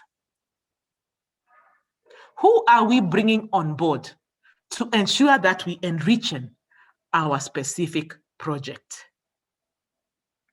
Another question that we need to answer would be, at what level are we engaging the different team members who are coming on board? So for example, you might decide that your project requires a knowledge broker, or even your project requires an evaluation at a particular time. And you might decide that as part of your team, you will have an external evaluator. What are the terms of engagement of this evaluator? Will they be coming at specific period of times, or will they be considered full-time in terms of their engagement with this project? Spell out the level of involvement of each of your members. Another area that you need to also clearly stipulate is, what are the roles that will be assigned to the management groups that will be involved? So for example, you might decide that your project needs an implementation committee, or you might decide that your project needs an advisory committee, or that you may need to have an oversight committee in your specific project. Who are these individuals? Can they be able to provide any the appropriate support that is needed for this particular project? So spell that out. In many projects, some of the typical compositions that you will be expecting when it comes to staffing needs include, you have the PI, that's the principal investigator or implementer of this specific project. You also have the collaborating investigators. You may have a project manager. You may also require researchers in this particular project and even implementers. You might require social scientists. You may also require public health specialists or even statisticians. Spell that out. You may need an advisory committee. And so you need to spell out the advisory committee, the composition and the qualifications of the advisory committee members. You may need monitoring and evaluation experts in your project. You may also need research assistants, accountants, administrators, communication experts, community and public and policy engagement experts, grant officers, and other collaborators. So as you put together your project and as you assign roles and responsibilities, be aware of that these are some of the needs, staffing needs that will need to be filled, and that you have to show to a reviewer that you are able to fill in one way or another. The fourth step, when you're thinking of the implementation process, is that of monitoring the progress of this particular project. Remember, we said that we need on a constant basis to find out what is the status of my program or of my project, lest you are behind schedule and you will find it hard to catch up. So when we are thinking of the monitoring part of this particular project, and every funder will ask you to spell out how you intend to monitor the progress of this particular project. So you need to ensure that you put in place mechanisms that will help you establish the status of the project and also ensure that the project is being run in a timely and efficient manner. It's not just the time aspect that is necessary, but also the efficiency and the effectiveness of this particular project. There are several monitoring techniques that you can bring up even as you spell out or articulate your monitoring your monitoring plan. You could carry out progress assessments. You could be having tracking systems in place. You may want to validate information that has been given, and so you have a system of validating the information that has been given to you. Or you would want to verify some of the information that has been given to you. And not just information, but also some of the accounting documents that have been given to you.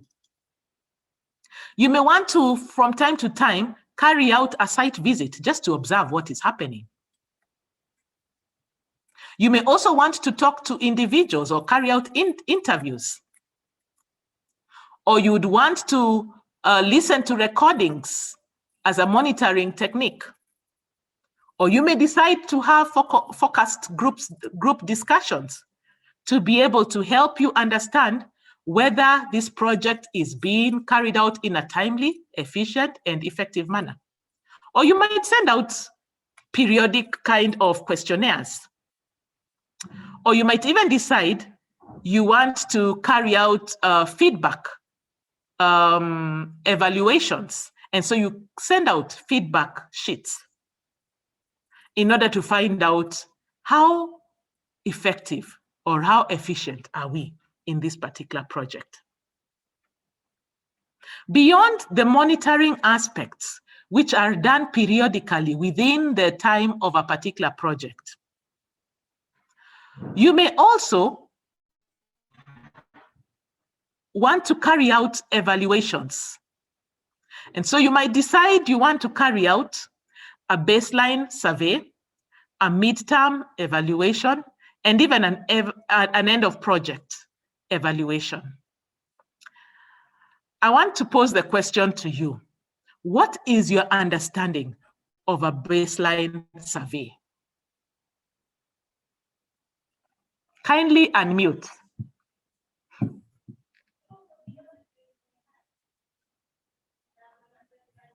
What is a baseline survey? And what is its purpose? Yes, go ahead. Go on. The baseline survey is a survey that is done before the project is implemented. And its purpose is to provide a comparison of the impact of the project that is implemented. Has there been an improvement? Has there been a decline or deterioration?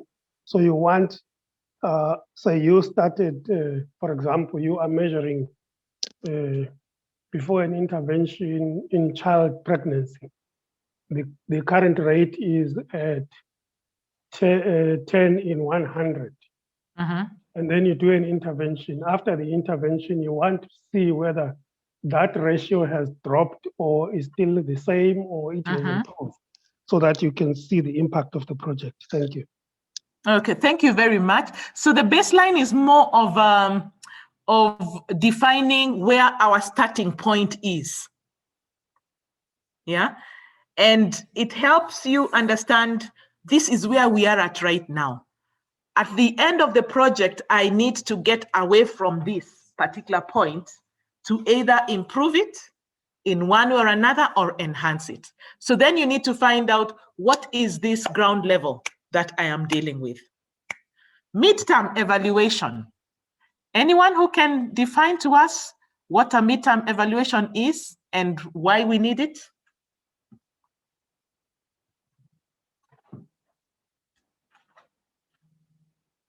You could unmute. May I? Yes, go ahead. A midterm evaluation is an evaluation that is done in the middle of the project. Say your project is a 5-year project.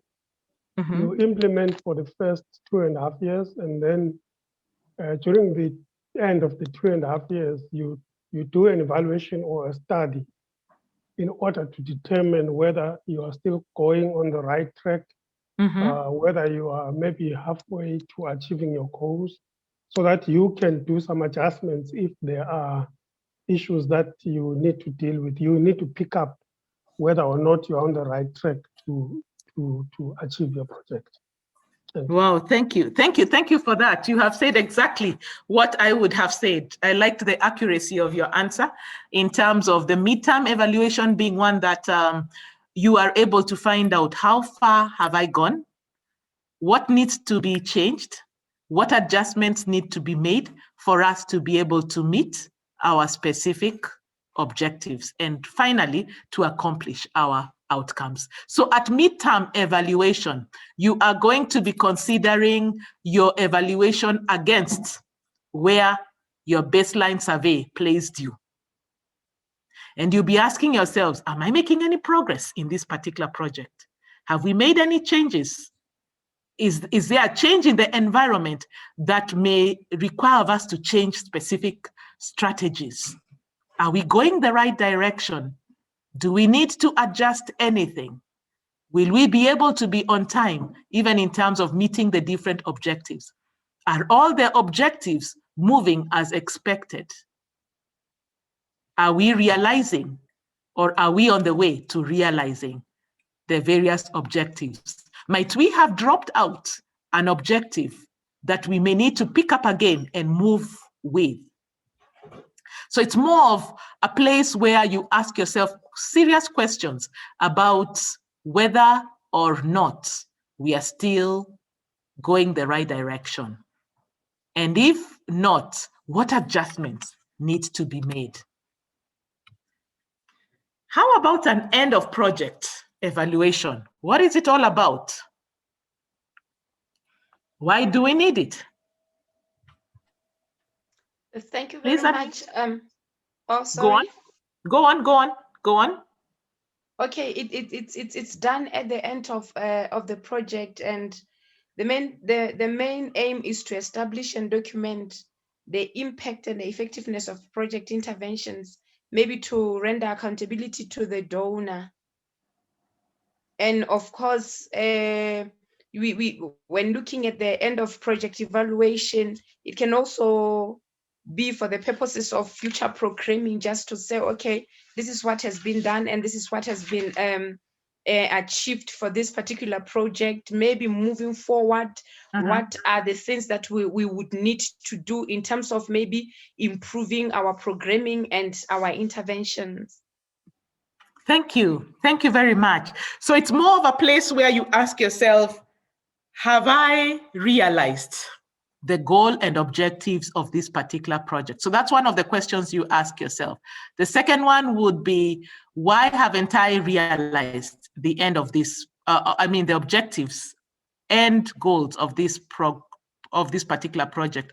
And the third aspect, as you mentioned, is that of what is the way forward? Would I want to propose a way forward as to how we need to continue with this project or a similar project to be able to fully accomplish that which we need to accomplish?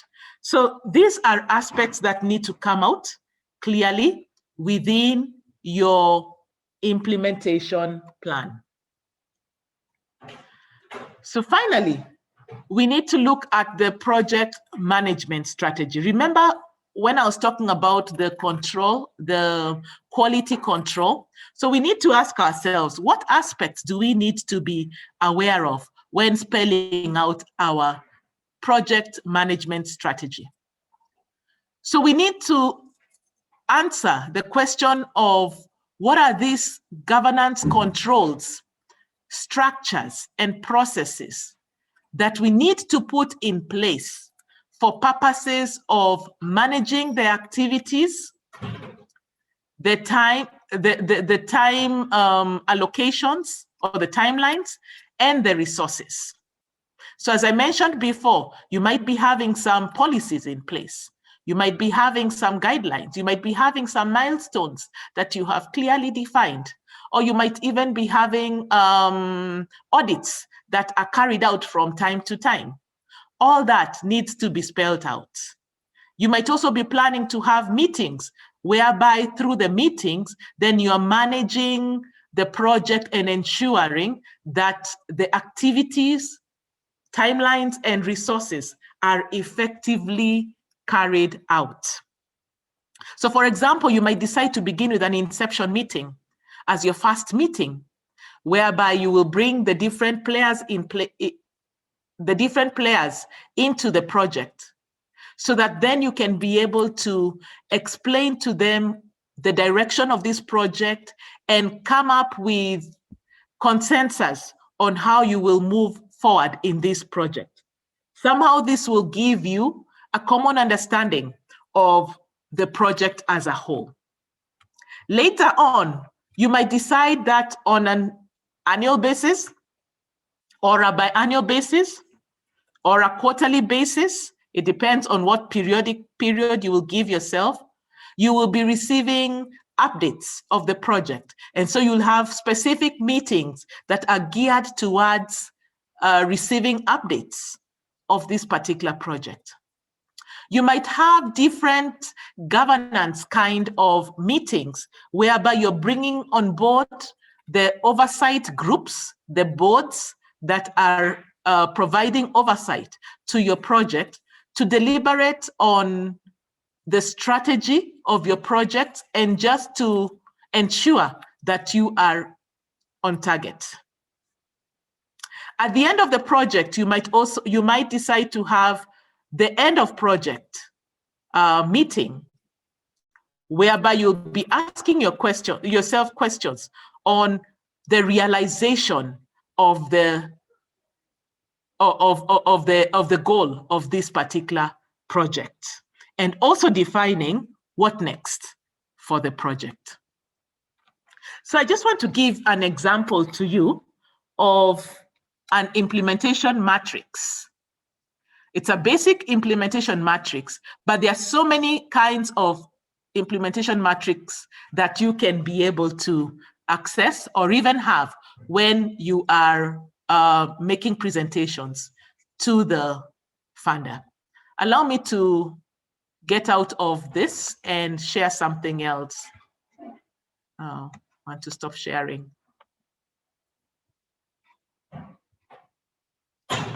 I just want to share just a sample. Are you able to see that particular plan from your end? Yes, we can see Flora. Thank you. Thank you. So this, thank you.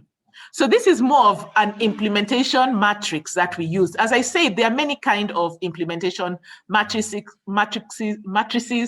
Others would call it an action matrix, and it can be presented in different ways. In this way, this was a study that we carried out, a project that we came up with, and we chose to use this particular design, whereby we were able to define the different objectives or the expected outcomes, the strategies and the activities.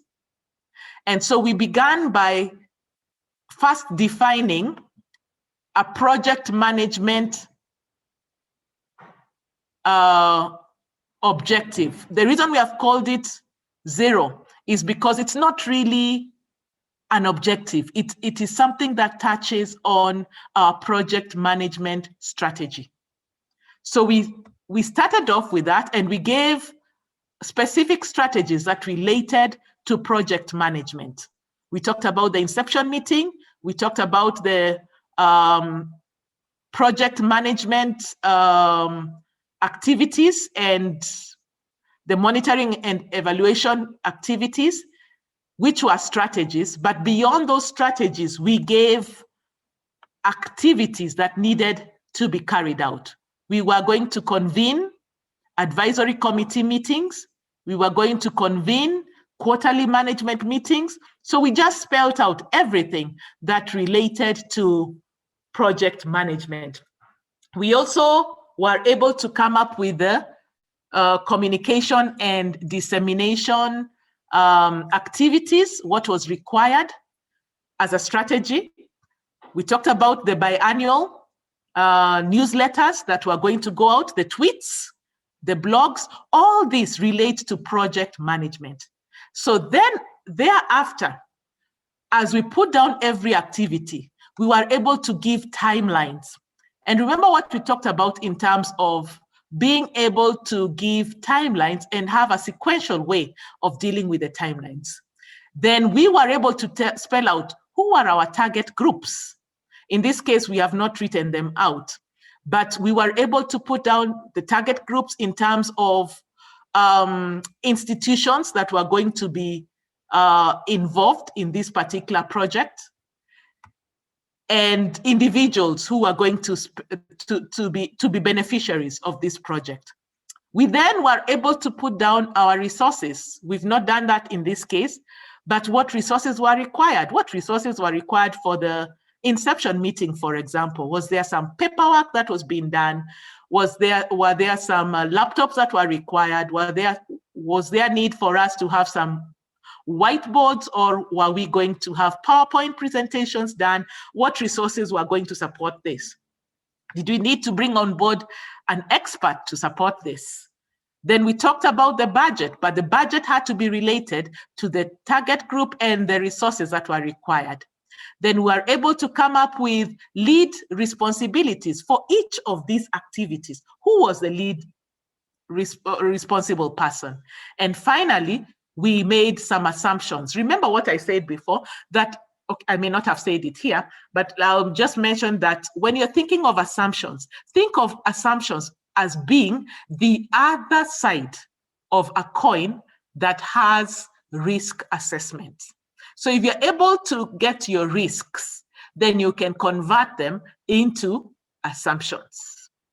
If your risk has to do with, one of the risk assessments has to do with possible pandemics, then the assumption that you would be making in this case is an assumption that there's not going to be a pandemic during the course of your project.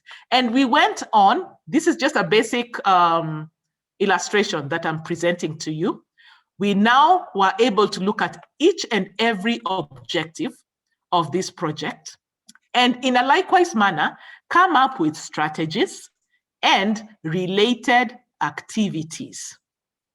And that went on throughout the project, which had 3 objectives. So I just wanted to illustrate that as a basic tool that you could make use of as a Gantt chart, or even as an implementation plan, which would be more of, this is more of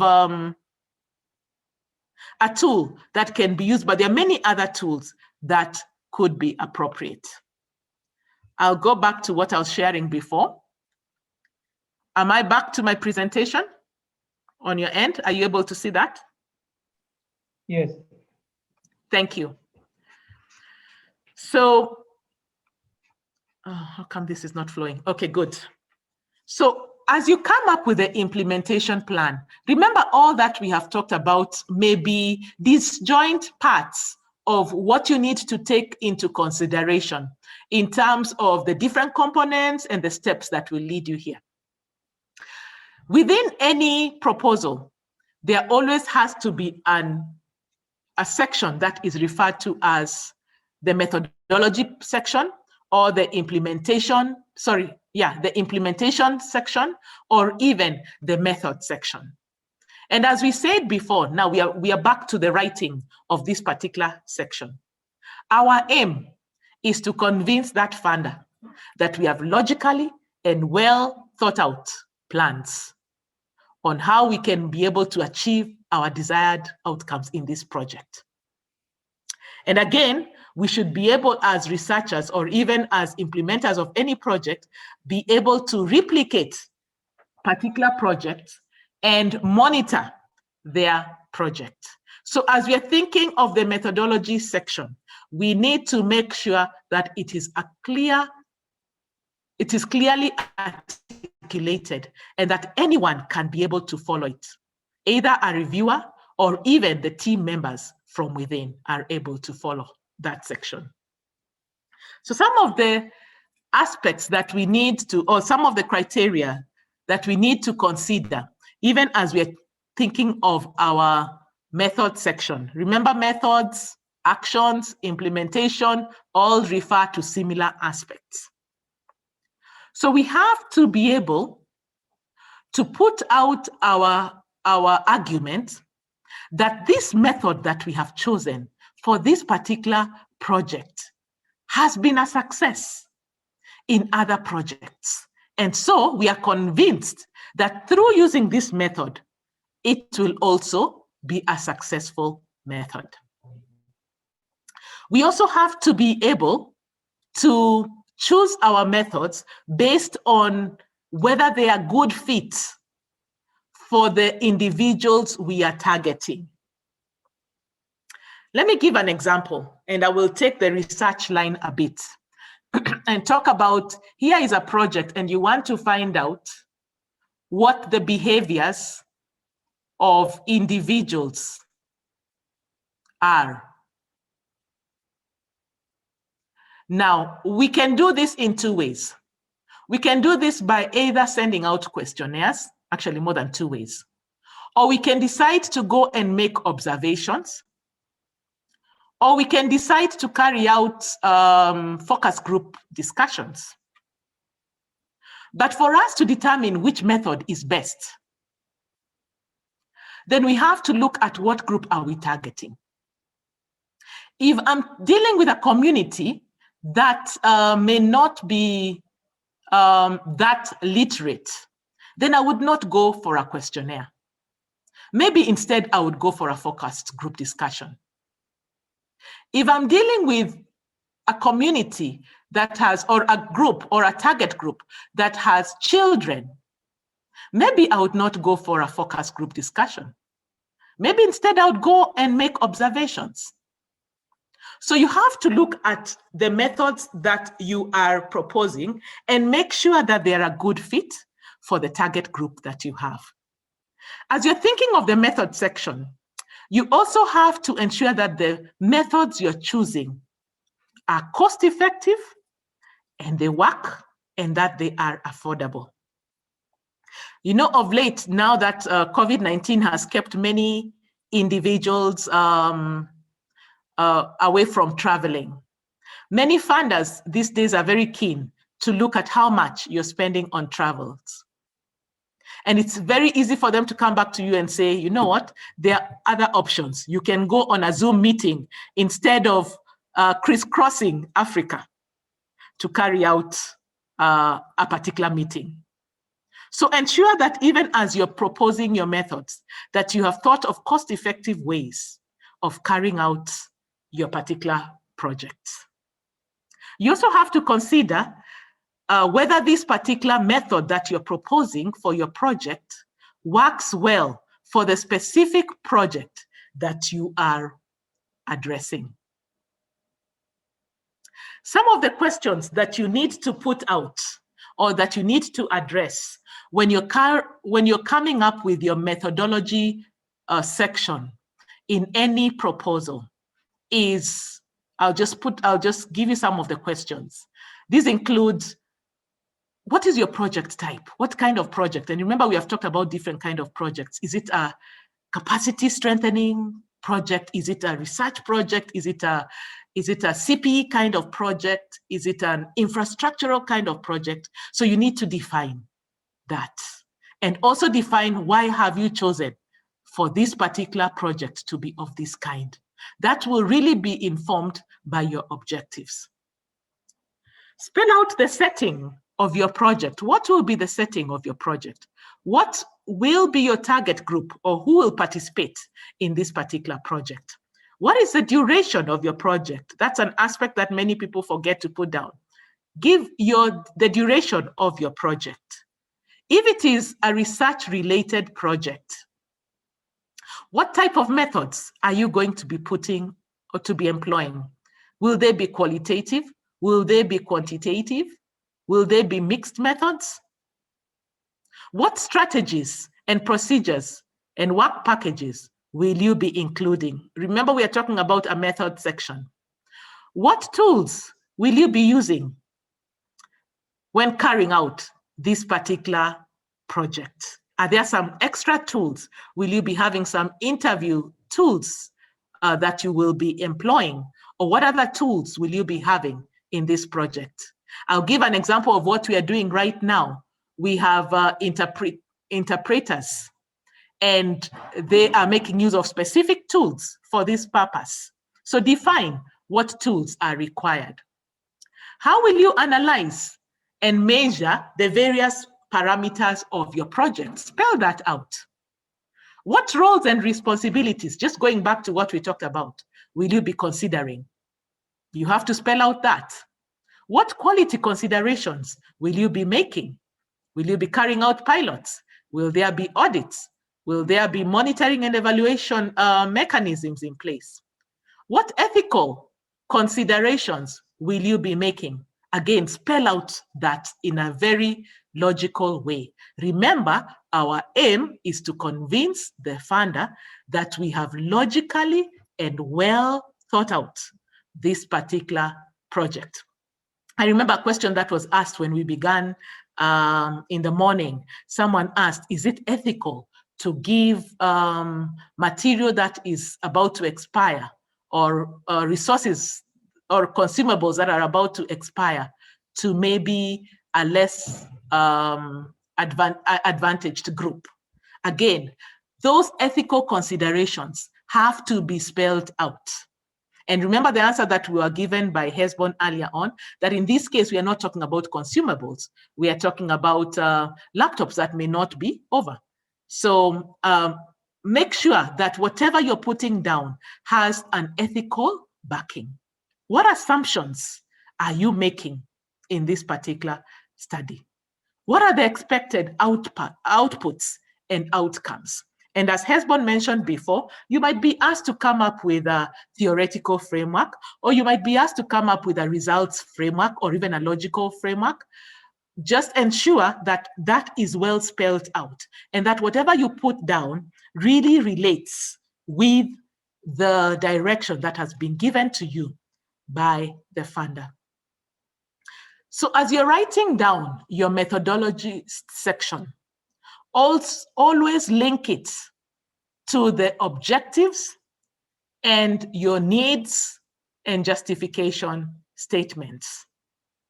Ensure that your methods are always linked to your resources, what you have available, and what you're requesting for, in addition to the budget section. Always explain why the methods have been chosen. And remember, we went through different aspects, a good fit, or it has been tested elsewhere, or this was an expert opinion. So put that down in the methods section. In other words, include everything in your method section. Structure the activities in such a way, and I think I've said this before, that it leads you in a synchronized manner to your desired outcomes. What were the desired outcomes? And so make sure that as you put down your activities against each objective, they lead you to the desired outcome. Don't have your activities in an haphazard manner. Structure them such that they're leading from one to another, and they will finally lead to the desired outcome. Ensure that you describe whom the project will serve, who are your participants, who's your target group, and how your target group has been chosen. So I want to engage you maybe for about 5 minutes or so. I want you to read this example, and based on all that I have talked about, I want you to spell out or to just give me some of the aspects that have stood out, even as you have looked at this particular sample of a method section. Over to you, and you could unmute and just tell me what exactly resonates with what we have just discussed.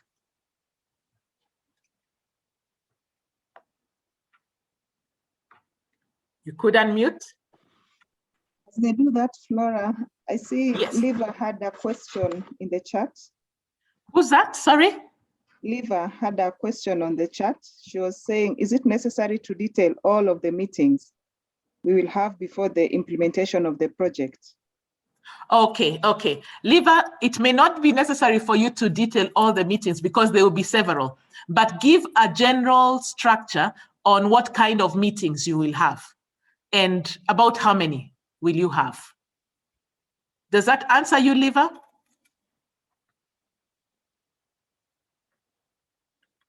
I'm not able to see the chat box. Let me just see. Yes, thank you. Okay, welcome. Okay, over to you. Anything that I have talked about that resonates with this example? I'm just trying to get feedback to know whether I've been speaking to myself.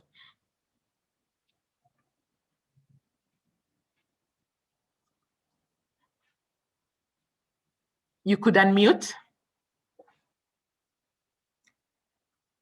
Anyone?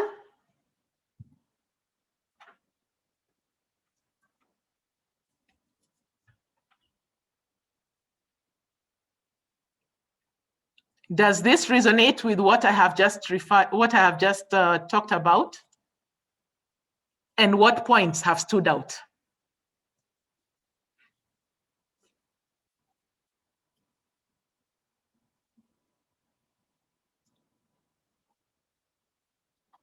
Please unmute.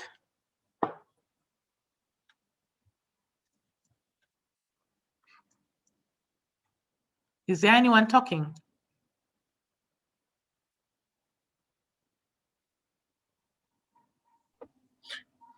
Hello. Hello. Yeah, I can see the structure of this method. It is justifying why this method is the best. It is justifying because, as you can see, it is indicating that the method that has been chosen has already been tested and has been proven successful by 2 of our fellow non-profit organizations whose client populations are Latino. In that way, you are giving the funder the benefit of the doubt that the method we have chosen will bring results. Thank you. Yeah. Go on. Yeah. And on the other hand, it is showing, it is talking about the people, the capacity of the people who have been chosen on this project to tackle this project. For example, it is saying that the representative of both organizations served as advisors to us as we were developing this pilot project, and we have also prepared a detailed timeline included in the appendixes to this proposal. In this case, that you are even justifying why the people you have chosen are qualified to do the project. And lastly, it is showing the objective one, ensure that the objective is saying that a minimum of 75 Spanish-speaking seniors with type 2 diabetes who complete our disease management classes maintain stabilized blood sugar for the 3 consecutive months. So in that, based on the objective, you are telling the funder that this method is provable because it has already been tested. The 75 Spanish-speaking seniors with type 2 diabetes of our complete our disease management classes maintain stabilized sugar levels. So you are justifying.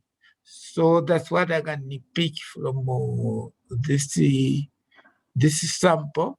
Maybe I can hear from my friends. Thank you. Thank you very much. So you're talking about in this first objective, this is what we are going to do. Okay, so you are spelling out the strategies that are related. Who was that? Who spoke? I'm trying to wonder who that was. Jairus Nkwezalamba from Malawi Parliament. Jairus. Okay, Jairus, thank you very much. Sorry, I came late. That's okay. Thank you very much. You have contributed quite in a comprehensive manner, and you can see aspects to do with the strategies that were to be put in place. You could also see aspects of the individual or the proposer trying to justify why are we dealing with this particular study. And why have we chosen these methods? And why have we chosen this particular population? And how long will this particular study take? And who will we bring on board to carry out different roles and responsibilities? How about this other page? Anyone else who could contribute and tell us what stands out for you based on what we have discussed?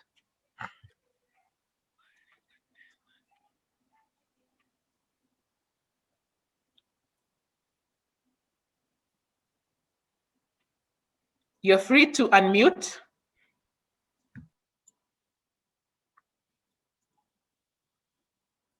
Any feedback?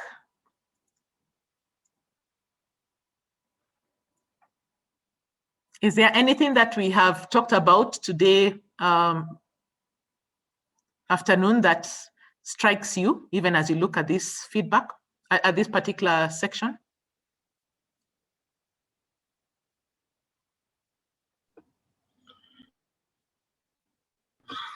The way I look at it, it's discussing how this method will be implemented. That's the way I'm looking at it, because it is saying those people who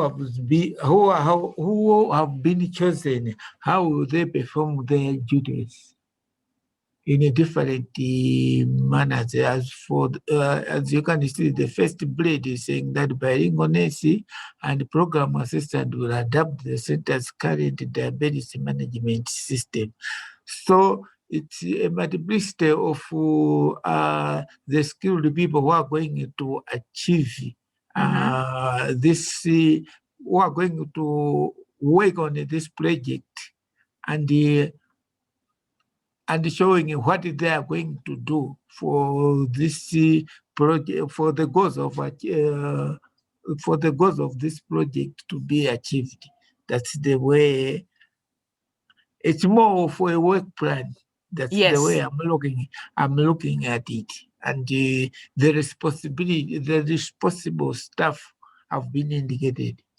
That's the way I can depict from this sub on this page. Yeah. Thank you very much. So you see, what we are actually saying is that we need to be as comprehensive as possible, so that we can be able to convince the funder. And you remember that circle, the wheel that I showed you. You need to talk about the 5 components on the work plan. Do we have a work plan? Do we have resources? And you can see they have also pointed out on the resources over here. They've talked about classroom tools and materials. They've also talked about testing materials. You need to spell out who your stakeholders will be. They've talked about the bilingual nurses. They've talked about how they will ensure quality, and they've talked about tracking programs. They'll have a tracking program to be able to monitor what happens. They've also talked about having a feedback mechanism. So they have tried to incorporate all aspects so that you as the funder can be able to say, indeed, you logically and thought this section well. So in general, what are we saying? That when you're coming up with the written section, implementation or methodology section, put in all that you can to cover the 5 aspects of the wheel that we presented, to cover the work plan, to cover the resources, to cover the stakeholders, to cover the risk assessment or assumptions, and to cover the quality control aspects. As I come to the end, as we mentioned, in many cases, in some cases, some projects have a research component. And as we mentioned, you could either be having a quantitative research component or a qualitative research component, or you could decide to have a mixed method kind of research component. We have shared with you some materials on qualitative and quantitative research methods, and also on mixed research, to give you a deeper understanding of what is expected of the research section. But in general, when we are thinking of quantitative research, we are actually thinking of numerical data, analyzing numerical data. It could include averages, it could include predictions and patterns that you have discovered. It could also include tests and causal relationships. You might be having a hypothesis that you want to test in one way or another. So it's when you're talking about the quantitative research methods, we're actually talking of results that can be generalized to a wider population. Now, on the other, in the other way, when you're talking about qualitative research methods, we're actually talking about a level of in-depth in terms of the kind of information you're looking for. We are not looking for numbers in this case. We are not looking for patterns per se, but we are looking for behaviors and perceptions that individuals or a target audience has. And so most probably you'll be carrying out interviews. You'll be carrying out focused group discussions. You'll be looking at content analysis. You'll be carrying out some content analysis and case studies in this case. In many cases, the area of generalization of the results may not apply too much when you're dealing with qualitative kind of research, but that applies when you're dealing with quantitative research. Other research methods may incorporate both of qualitative and quantitative research in what we are referring to as a mixed method research. Now, when you're carrying out a mixed method research, we are actually thinking of what I will refer to as... yesterday. Sorry, go on. Hello? Hello? It's okay. It's okay. Go ahead. My mic was not muted by then. Oh, okay. Yeah. Okay, sorry. Yeah, so I was saying when you're thinking of mixed methods, you're thinking of a triangulated kind of research project. What do I mean by a triangulation? You might decide to first of all start with a quantitative research method that gives you numbers, but as you're dealing with that, you decide you want to go deeper and find out more about these numbers, and so add a qualitative angle. So in that case, you're dealing with a triangle.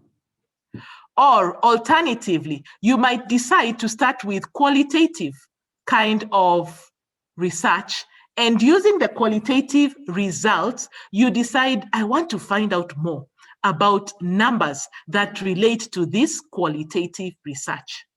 So the two have to be related to each other if you choose to go the mixed methods research direction. So we have provided particular papers that you could read, and I believe that will be shared with you for deeper understanding of the different kind of research methods that you can employ. That is if your project will be having a research angle. So having said that, I open up this section for any questions, clarifications, any additions or contributions that you want to make before we go to the exercise.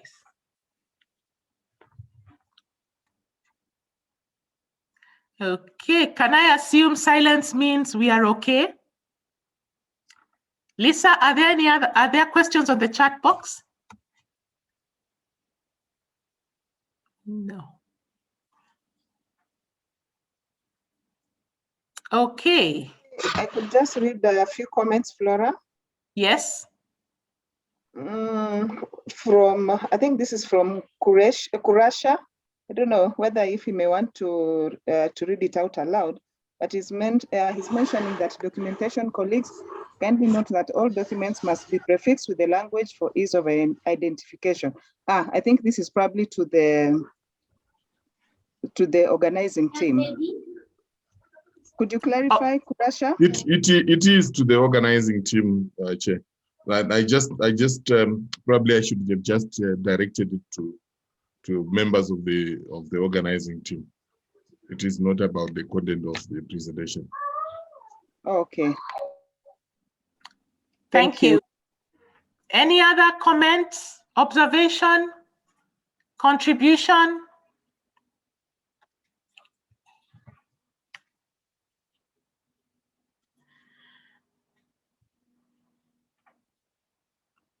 Okay, you know, silence may mean several things. Silence may mean we did not understand. Silence may mean you did a good job. Silence may mean we are still waiting for more. So I want you to quickly put something in the chat box and tell me, what do you mean by the silence? One word. As they do that, perhaps Agnes could also maybe just talk more on what she means by specified tools that will be used in carrying out the project, and the tracking plan has timelines. Agnes? No, I was responding to when she was beaming that.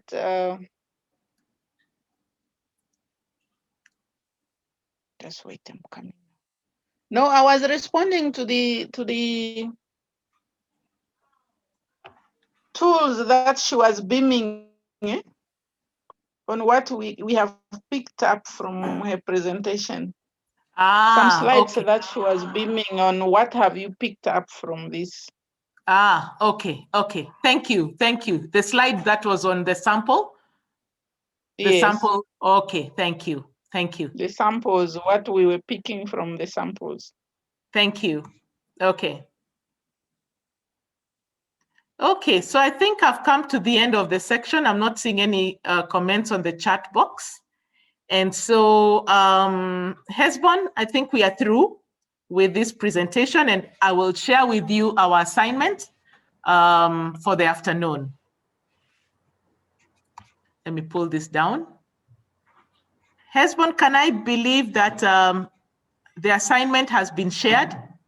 Thank you for the comments. I can see the comments coming in. Okay. Yes, Flora, the slides have been shared, as well as the presentation template. So you could go ahead and talk about the assignment. Okay. So on the assignment, I'm trying to share it. Sorry, let me just share it.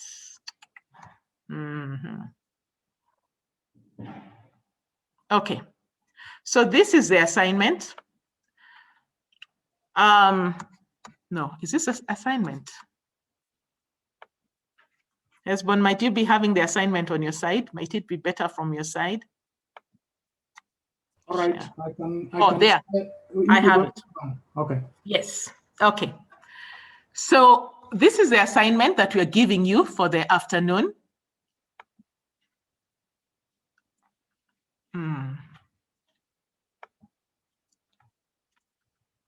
Ouch. Laura, it is okay. You remember it is for session 3 and 4. Yes, that's what I'm trying to get. Would you want to? I just saw it and then you kicked it away. Let me try again. Okay, there we go. Okay, there we go. I am not able to. Yeah, it's showing now. Go ahead. Okay, I'm not able to, I don't know why it's not allowing me to share in terms of PowerPoint, but I mean slideshow. So just to point out that in the afternoon, you'll get back to your groups and you will identify problem statements and 2 problem statements and the needs and carry out a needs assessment. So that should be on one slide. The second slide will have the justification of why you need to do a particular project and give at least 2 statements related to that. Then the third slide will have 1 goal or an aim and 2 related objectives to your project.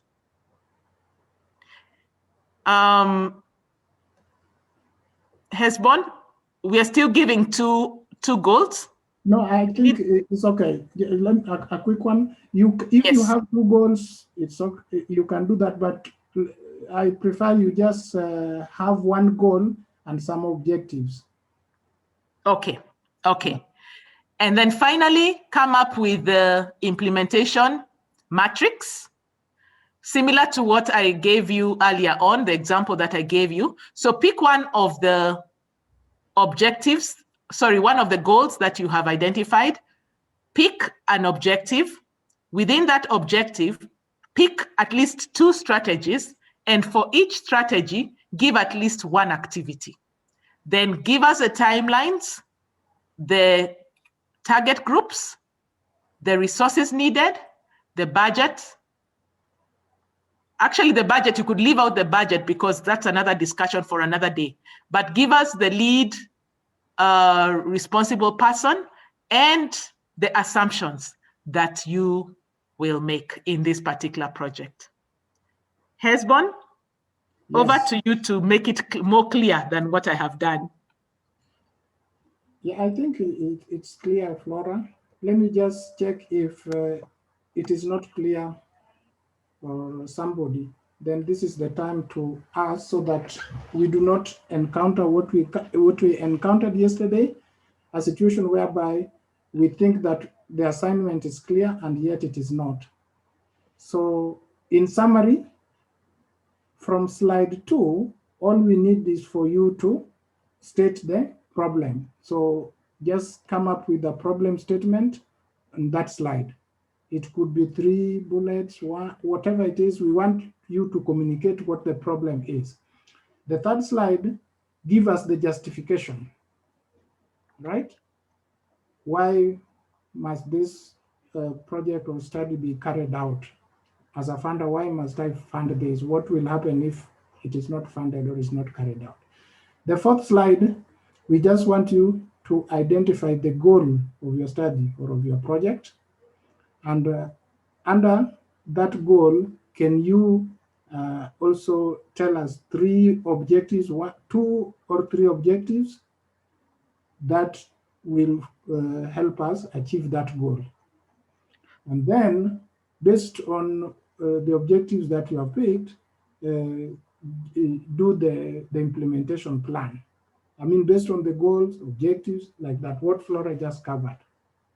Using an example, and the slides have been shared, so you can even review to see what was covered, just to help you make sure that you are able to complete this thing. So that is the assignment. You will do this as a group. Again, remember, this is based on the project idea that you settled on yesterday. If you didn't, you need to agree today what the group will be working on. And then, because we will be building on that every day as we agreed. Is it clear? Could somebody confirm or disconfirm in the chat box, or you can unmute and say, we didn't get it, or yes, it is clear.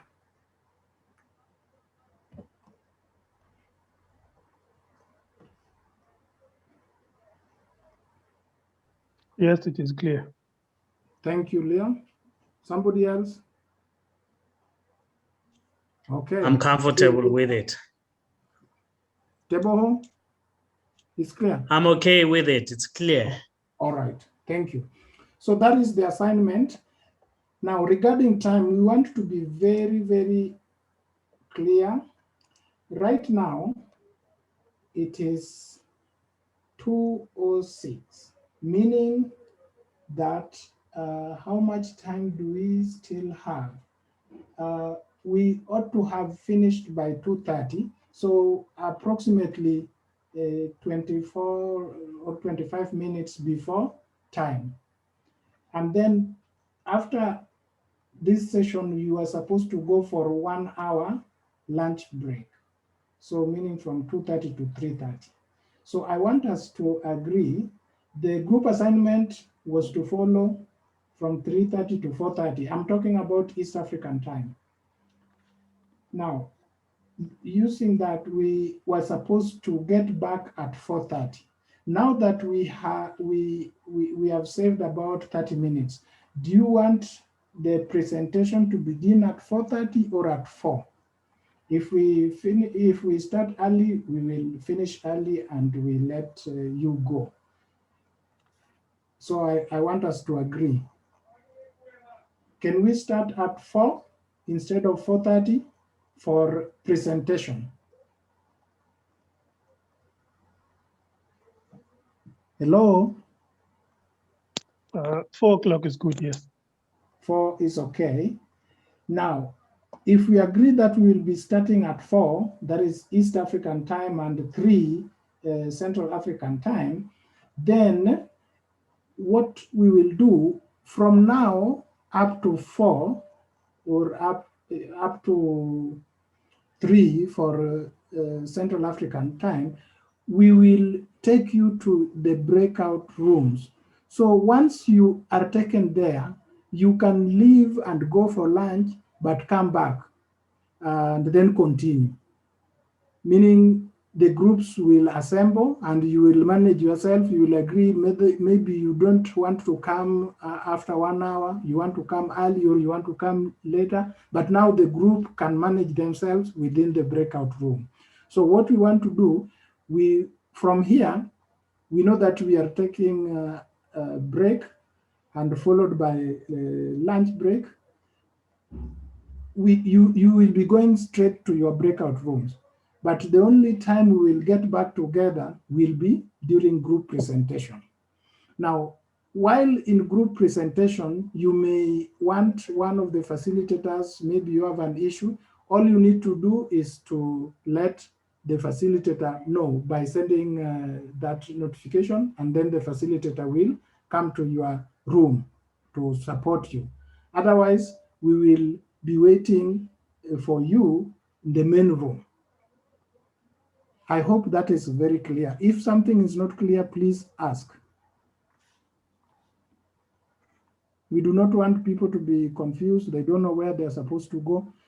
If you do not know your group, again, this is the time to ask. All right. I'm taking silence to mean that we are all fine. We know where we are going, what we are doing, and when we are expected to assemble back. Excuse me. Excuse me, sir. Yes. Hello. Yes, go ahead, Jalosi. Can you? Yeah, thank you, sir. Can I just request that you send us the presentation that were made in the morning, because I joined I joined the meeting very late, so I just want to go through before we start tackling the exercises. Yes, so Jalosi, what we have done, we have shared all the session slides for session 3 and 4. We have shared those as well as the template for presentation. These have been shared. To our emails, eh? Sorry? Just check your email. You have shared them. Okay, thank you very much, sir. Yeah, they've been shared. So I'm assuming that we are okay. We know what we are doing next, and nobody is being left behind. If that is the case, then let's just take a second and appreciate our facilitator. Thank you very much, Flora, for that session, for leading us. Now let's assemble back at 4 for East African time, 3 for Central African time. Please go to your group and make sure you work together on the assignment so that when it is time for presentation, people will be ready to present. Thank you.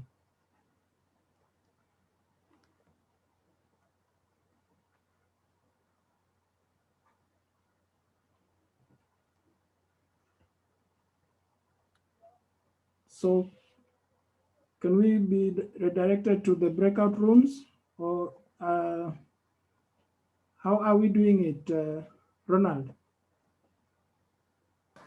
The breakout rooms are open, so they can join, because I'm seeing already some people started joining already in each one.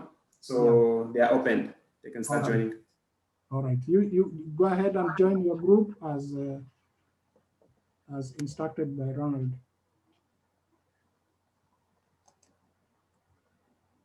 So it is very easy. All you need to do, click breakout rooms, then you pick your group, you join.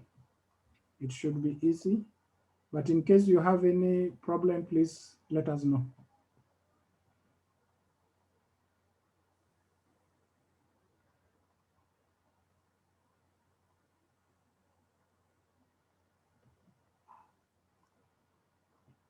I'm seeing that English 2, there's only one person. So some people need to be there. If you know yourself, please go. French 1, only 2 people. English 3, nobody. But I believe Ronald, we only have English 1 and 2, right? We only have 3 groups. Yes, we only have 3 groups. Okay. So please make sure you join. Those who are still here, unless you are part of the coordination team or facilitation, we want you to be in the right place, or the interpreters, even the, yeah. So please join your group. We want to make sure that these groups are. I'm still waiting to be assigned. Okay. You just give me the option. The host is open. Please wait to be assigned. Okay, so Ronald, where is Njala going? English group 2. Excuse me, can you please repeat yourself? I'm still waiting to be assigned. My PC is just telling me, please wait to be assigned. English group 2. Can you please repeat yourself? You are speaking to Wilfred. Thank you, I got the option now. All right, good.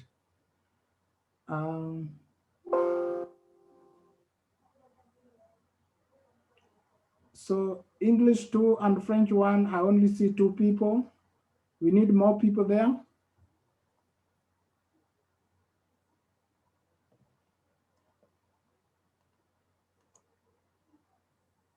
Liva, which group do you belong? Oh, you are already in French. Sorry for that. You haven't joined, but you are there.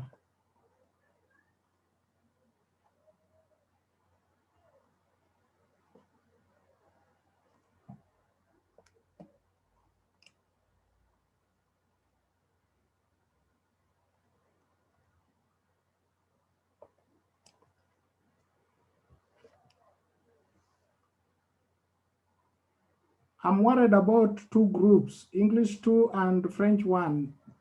They only have 2 people. Who else is supposed to be there and they are not there?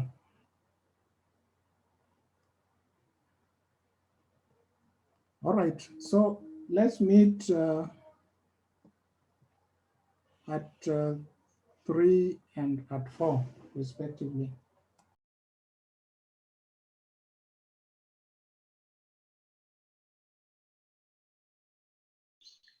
Hello. Hello, welcome back, Njala. Yes, I'm just alone in the group. I've been here puzzling what's going on. You are alone? There are many people here, or you are referring to the group you are from? English group 2. Okay. We were 2, but the other person left already. Okay. Well, so the other person with whom you were in that group, did you get a chance to work on something? Unfortunate not, because we were more on SRHR and I'm not an expertise in that. Say that again? Because we have it's like a continuation. Our topic was on SRHR, sexual reproductive health and whatever. And I'm not an expert on that one. Okay.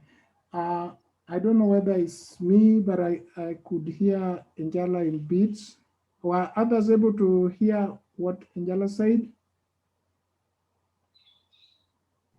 Yes, we did. Yes, we did. Okay. All right. So what I was asking is if you have something to share in this larger group now in the plenary regarding the assignment. Were you able to work on something? Whether one person, 2 people, or more? I think she was saying that they were not able to work on the assignment because it was in the area of SRHR, which is not in their field. So they had a challenge, in doing the assignment, if I got her right. Yes, what I mean is this. One of the colleagues I have was a researcher in SRHR Jabulile. And then the other colleague, I think is her colleague, and the other one is someone from Parliament of South Africa, if I'm not mistaken. And they are the expert in that. Unfortunately, I don't have much knowledge in SRHR, which made it difficult for me to continue, since we have to continue based on what we have started yesterday. Whatever the problem statement we're supposed to identify is supposed to be on the topic that we worked on yesterday. That's my concern or my problem. All right, thank you. So other groups, which group would like to present first? Is French group ready to present?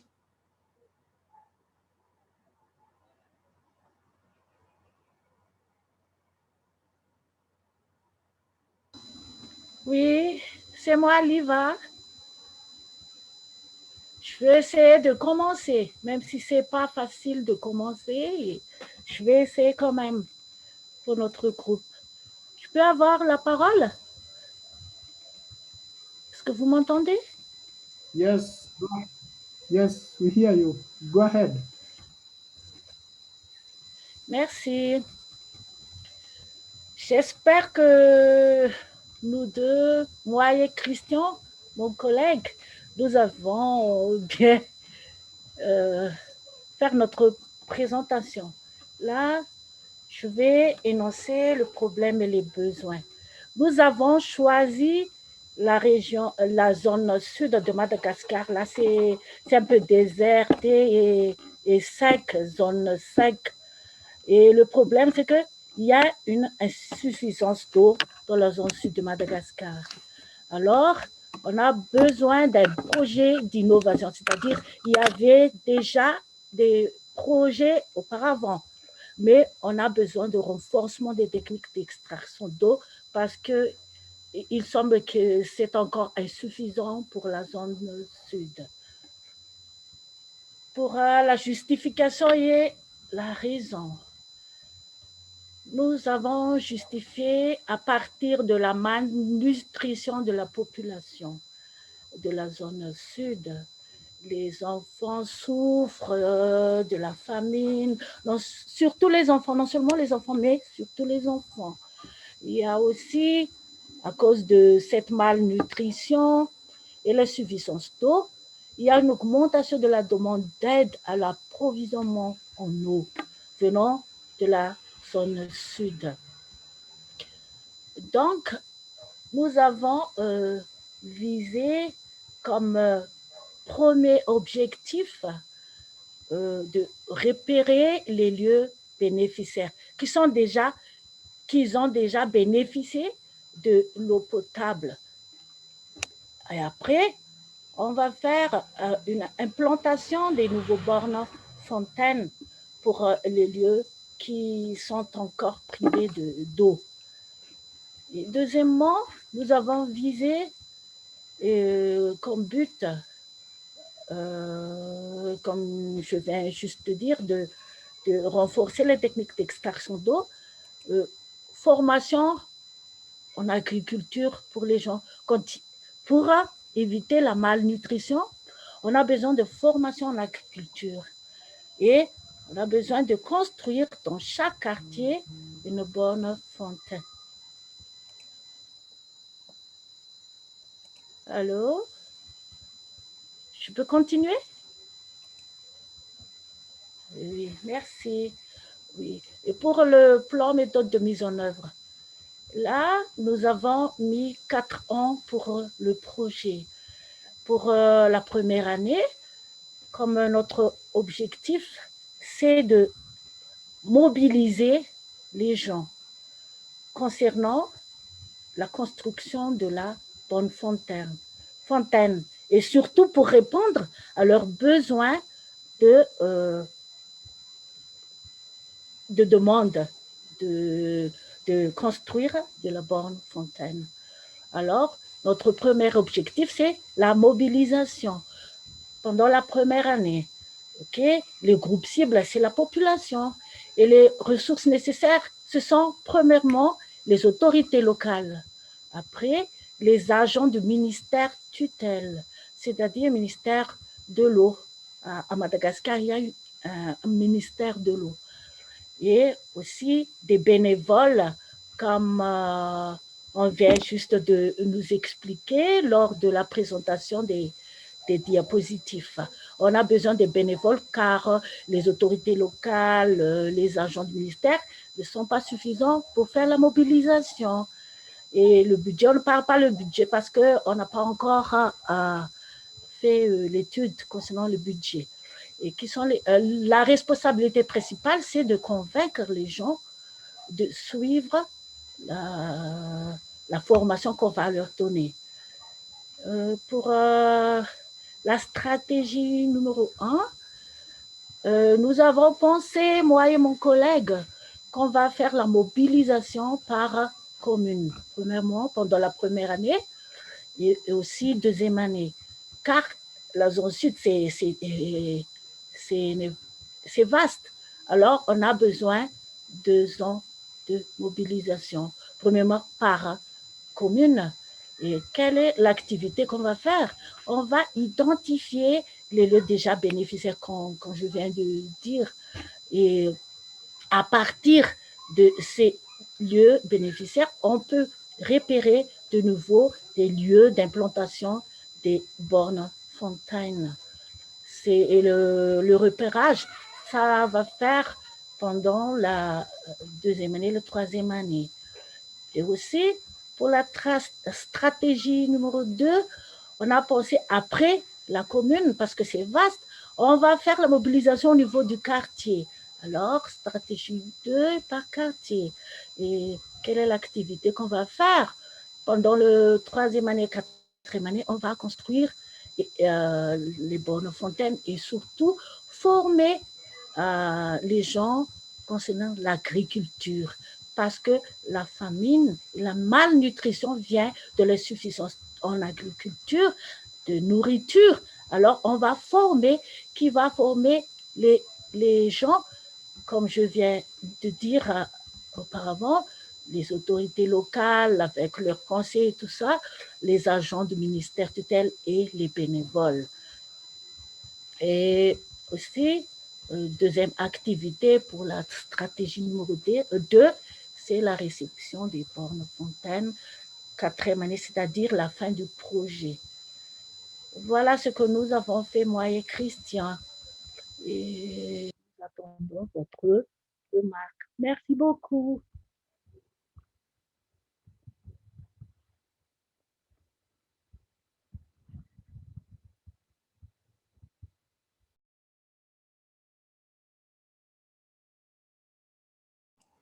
All right. Thank you. Thank you very much for sharing with us about your project. Now it's time for feedback.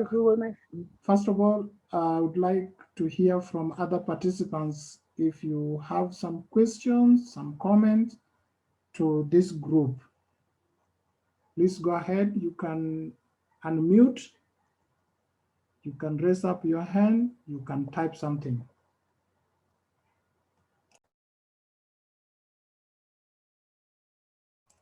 Hello?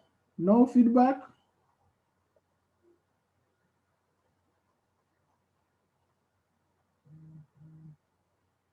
Feedback?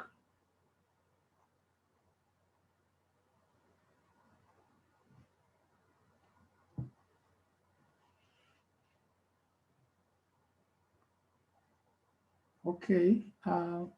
Flora, do you have any comments for this group? Yes, Hesbon.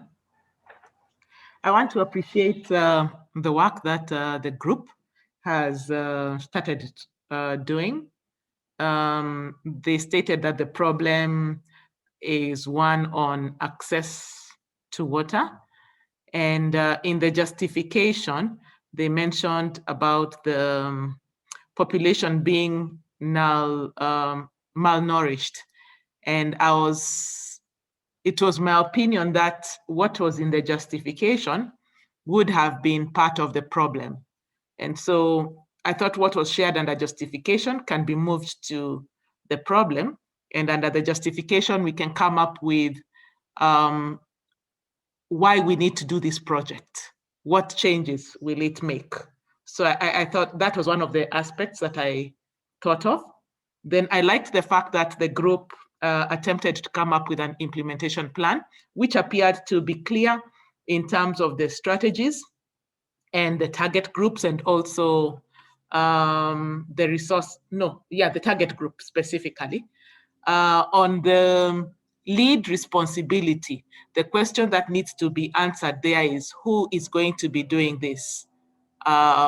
So maybe that's a consideration that has to be made moving forward. But in general, I think it is a good start. Just to emphasize the fact that we need to continuously link each objective to the right strategy. So when we are presenting strategies like the strategy of mobilization of different villages, it needs to relate to a specific objective. And we just need to be making sure that the objectives are linked to the strategies and are also linked to the activities. Thank you. All right, thank you very much, Flora, for your feedback.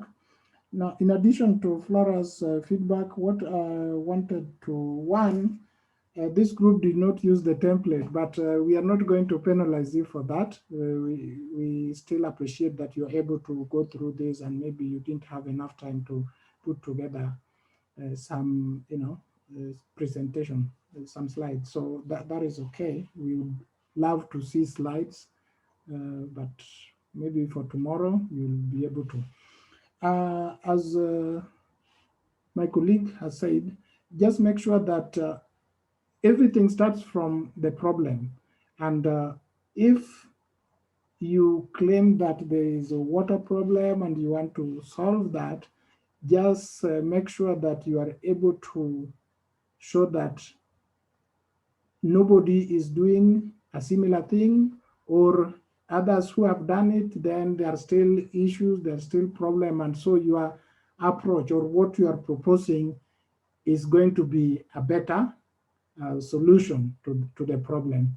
That sets you apart. Otherwise, a reviewer would just say, many people have been working on this, and actually other people are working on it. So what is new? What are you proposing which is going to be different?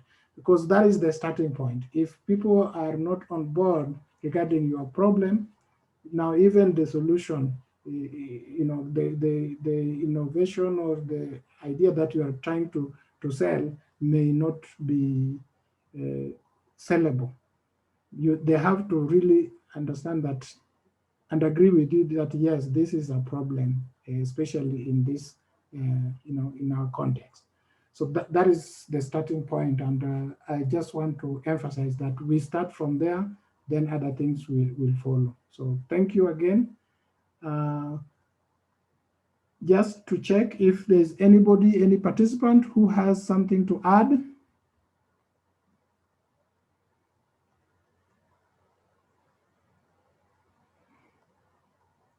Remember, we have only 3 groups, and now one group has presented, the other one, they are not able to do much. So if you are not contributing, you are not asking questions, you are not commenting, you are quiet, that is really worrying. So let me hope that the next group that is going to present. Excusez-moi, c'est Liva. Yes, somebody. Yes, go ahead. Excusez-moi, c'est Liva. Oui, merci de m'avoir donné la parole. Je veux vous demander, vous avez dit, nous n'avons pas utilisé quoi? Je ne comprends pas très bien. Et nous devons l'utiliser demain. Je ne comprends pas très bien. Est-ce que vous pouvez nous expliquer un peu plus? All right. So we shared, and Wilfred, please confirm, we shared some templates. You remember when Flora was presenting towards the end, when she was showing you the assignment, we shared a template that you are going to use to put together your work. So we started with the statement of problem. We needed you to at least put a slide of statement, followed by goals, objectives, then implementation plan. D'accord. So there was a PowerPoint template that we shared, and we thought if all the groups got that. That is what I meant by a template. So was that shared or you never received it? Si, et nous avons déjà envoyé à Monsieur Wilfried.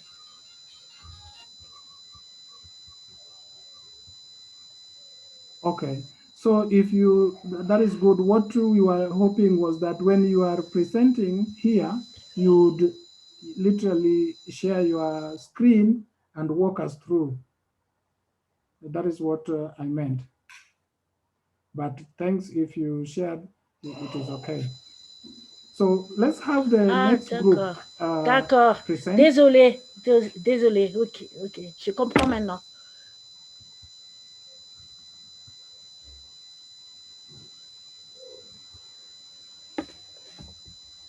Comme je viens de dire, j'ai déjà envoyé à Monsieur Wilfried, mais nous ne savons pas qu'on doit le projeter sur écran. Et désolée, je suis vraiment désolée. Mais je comprends maintenant. Je vous remercie. All right, no problem, Diva. Okay, so let's have the next group. English 1.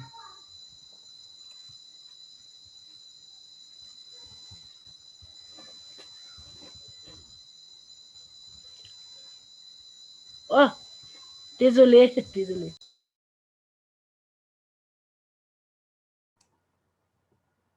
Who is presenting on behalf of English 1 group?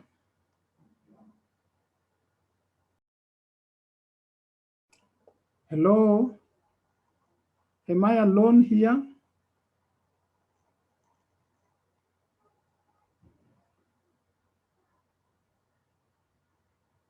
Lisa, can you hear me? Yes, I can hear you, Hesbon.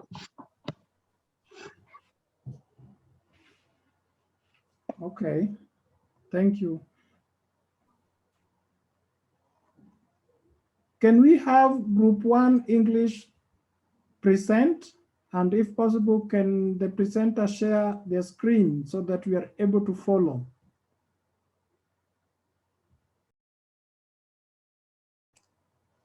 Hello? Did you hear me, Hesbon? This is Lisa. No. Yes. Lisa, can you come up again? I didn't hear you. Now, I was asking whether you heard me.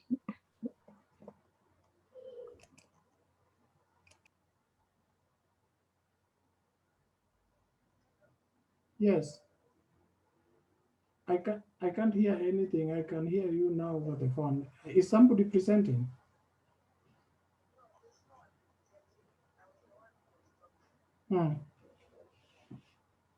So what is going on?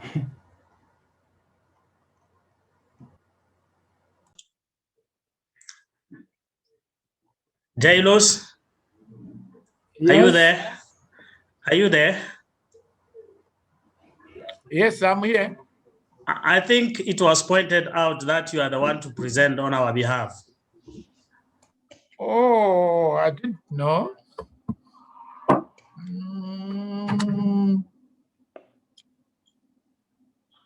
Yes, sir, go ahead.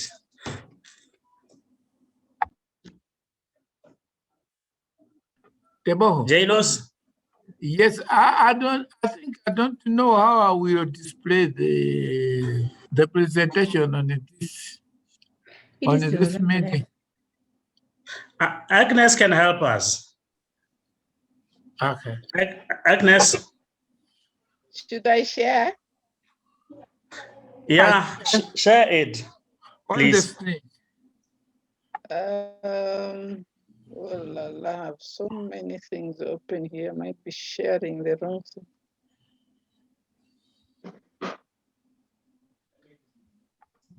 Is it there? Yeah, Yes. it's there.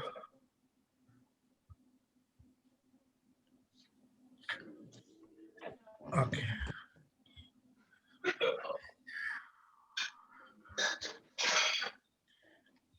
Okay, thank you.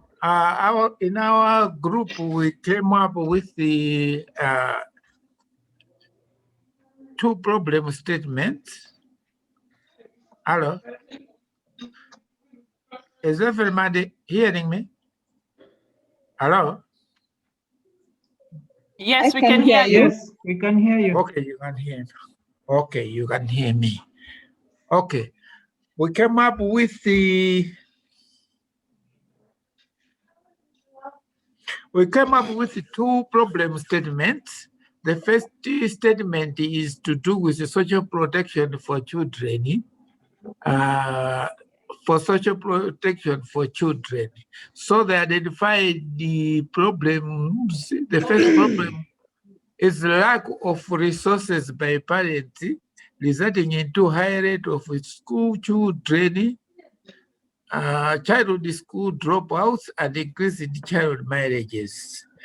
And the second one is the MP's lack of capacity on how to address such social issues, and hence requires training in that area. Yeah, you can go to the other page, please, Maria. The next slide. Yeah, justification and rationale for this project. The first justification is according to child poverty statistics from the study that have been conducted, there is an indication that there are not that not all children benefit from social grants received for this purpose in Africa. If the children are not taken care of, more children will be dropping out of school. The girls will be involved in unintended pregnancies, forced into early child marriages, resulting into increased poverty in the society. Both boys and girls will end up in the streets as prostitutes. That is, we are justifying why this project should be funded.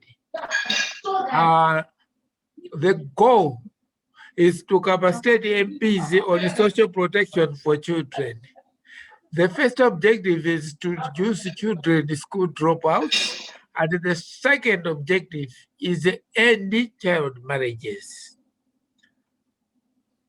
And lastly, there's a matrix. The project title there is capacity building for MPs on the social protection of children.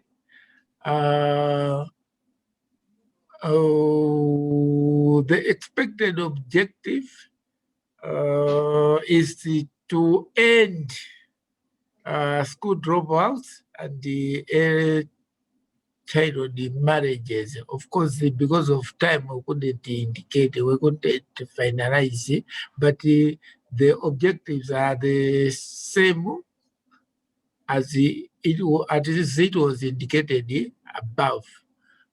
Because of time, we could not finish it, but that's our presentation for Group 1 English. Maybe my friends can come in to beef up my presentation. Thank you.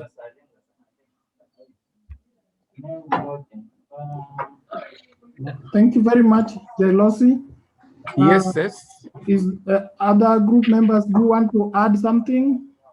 Yes, I want to come in to give a summary of what we are trying to do. What happens is that there is this universal problem in our African communities whereby we have vulnerable children, especially boys and girls. These vulnerable children, due to the poverty that is existing in their communities, their parents are unable to pay their school fees. As a result, there's a high rate of dropouts. After these kids have dropped out, you will find that most of them, especially girls, are forced into early marriages, or what we could refer as child marriages. So what we are saying is that we need a workshop to capacitate members of parliament on social protection, so that they come up with a law or a bill that will turn into a law that is going to protect the children. For example, that law could provide for the provision of social grants to the children, so that they could continue with their schools. And then we could also have a clause that criminalizes, or that makes a child marriage a criminal offense. So the problem, as stated by my brother, or the problems as stated by Jailos, are one, high dropout, high rate of school dropouts due to lack of financial muscles, and then forced marriages as a result of dropping out of school. I think this is the background that needed to be put before everybody for better understanding. Thank you. Thank you very much, Tebo.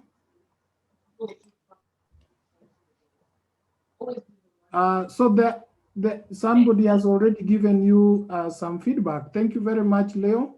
I'm going to read the feedback from Leo. But before I do that, let me thank, you need to share still, because we are going to go through your slides as we give feedback. So if you don't mind, just continue sharing. But let me go ahead and,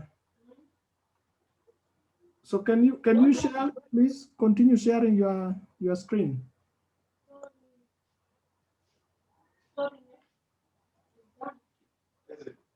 All right, as we wait, let's continue.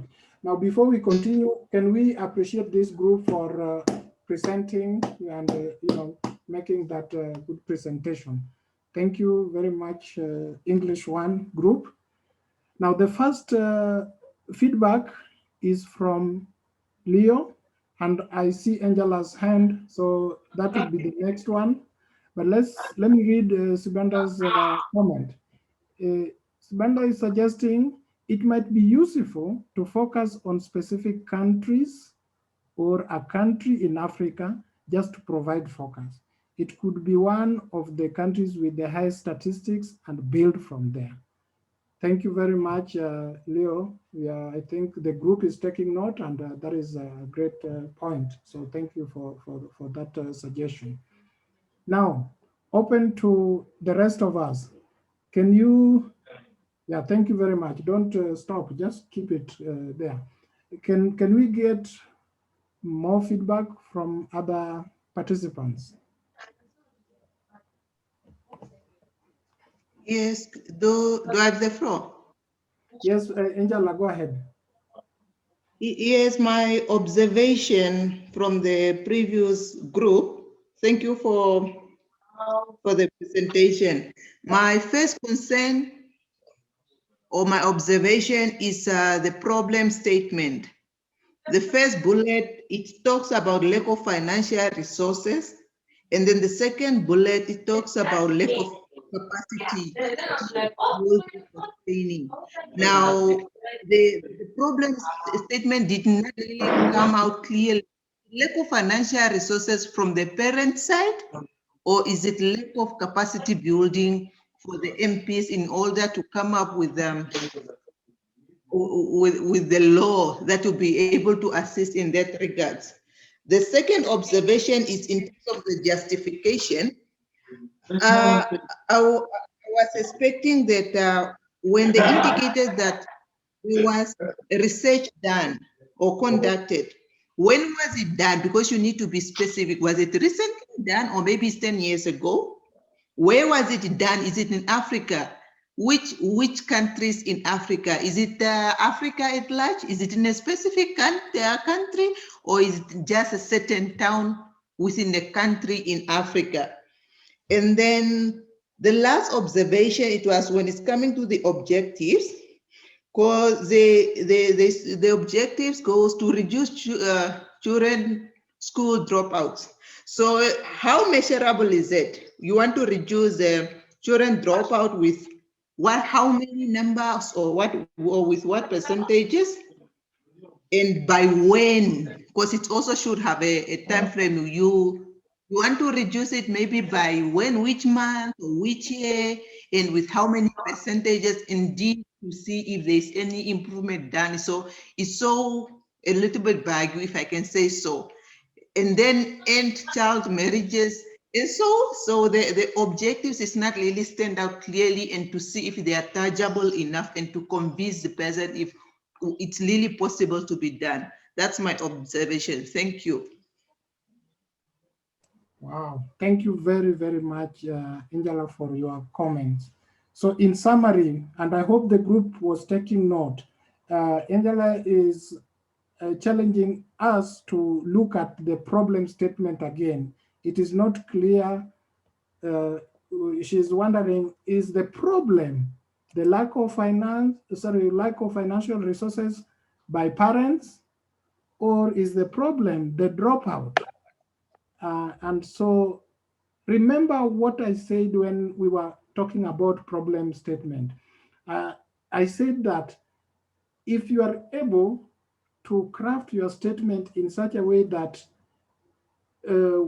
the next, as part of that statement, you are going to, whatever you are going to be proposing as a solution, you will be addressing the problem. Now, if it is a lack of financial resources by parents, is your project coming up with a way to give parents money if that is the problem? Or if it is child marriages, school dropout, all that, are you doing something about that? Remember, that is why Angela is having an issue, because what is being proposed, according to me, the innovation or the intervention that you are proposing is capacitating MPs. Now, if that is what you are doing, then you ought to have told us how that is tied to the problem. In one way or another, you ought to have said that MPs who are not understanding these issues, then this is the problem. And it is not just saying it like that. You need to show that there is evidence. Maybe some studies have been conducted, maybe in some countries where MPs are capacitated, then this is not a problem. Then you will be able to build a case. But if you are talking of, many problems, and you are not, subsequently, you are not coming up with a solution, or what you are proposing is not addressing them, then there's still a problem with your problem. I don't know if it makes sense.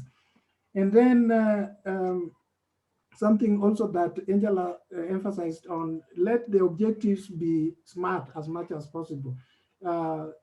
I don't remember what you talked about in the implementation plan, but I think something that comes to me, given the project that you are proposing, maybe you could say that at the beginning, do you, baseline, when you are starting, how is the dropout? Is it, if you quantify it, and then after what you are proposing is done, is it going to drop significantly? That something like that. Then we'll be able to see that there is improvement, or the change that you are talking about has been realized.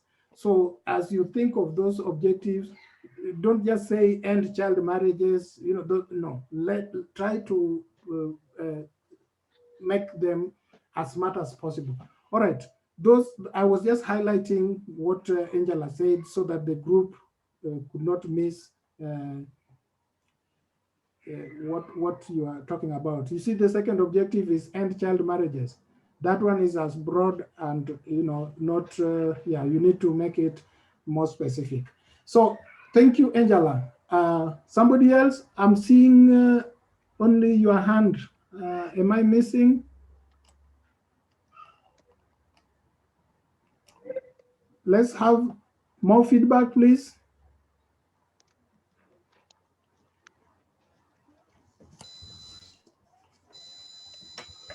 Est-ce que je peux avoir la parole? C'est Liva. Yes. Oui, merci. Oui. Là, je ne reviens plus à ce que les autres ont fait comme remarque, mais pour moi, parce que c'est un sujet un peu difficile, quoi. Et je veux voir le plan de mise en œuvre, mais dommage, ils n'ont pas eu le temps de le faire. Mais je pense que c'est un peu difficile pour eux, pour le groupe aussi, de faire le plan de mise en œuvre. Merci.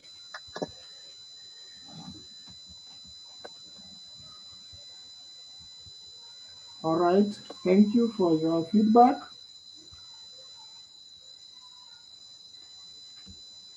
Je vous en prie.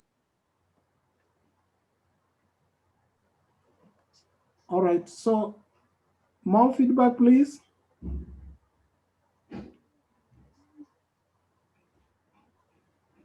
All right, Flora, if you have something for English 1 group. Thank you, Hesbon. And I just want to thank the previous speakers, that's Leo, Angela, and also Levi.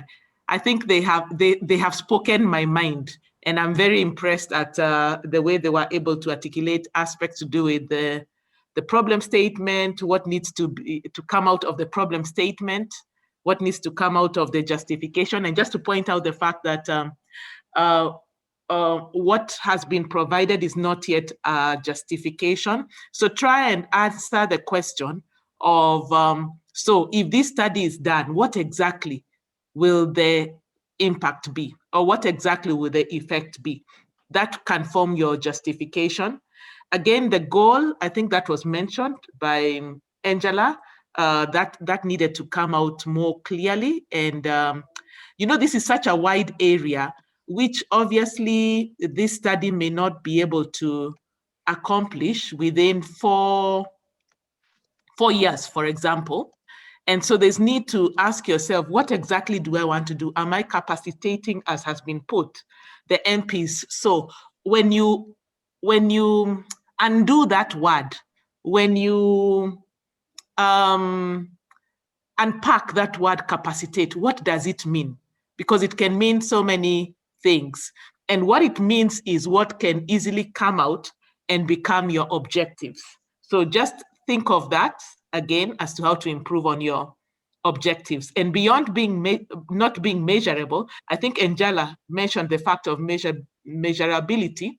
Also ask yourself, how realistic is it to have this particular project within the scope of time that has been given? Levi has also pointed out the fact that it would have been good to see how this will be operationalized through having the implementation plan. So I'm hoping that that will be addressed in the future. Otherwise, this is a good first attempt. And I just want to encourage you to just be clear about what the direction is. Thank you. All right, thank you very much, Flora. I hope that this group, you've taken note, as I can see the person is really trying to capture, but your colleagues have taken note of the feedback that you've given, which is intended to strengthen your work. So thank you. All right, so we have come to the end of presentations, and I would like to just invite Lisa to lead us in the brief evaluation that we normally do, the appraisal and feedback. So Lisa.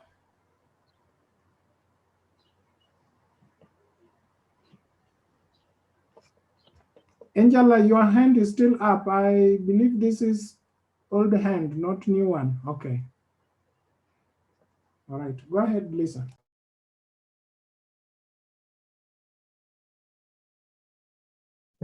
Thank you very much, Hesbon and everyone. I'm going to share a slide. Just a second, I share my screen.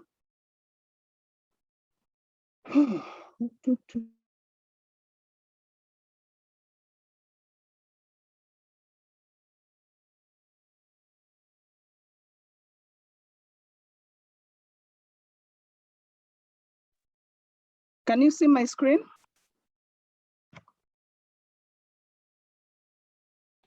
Yes, we can see it. Okay.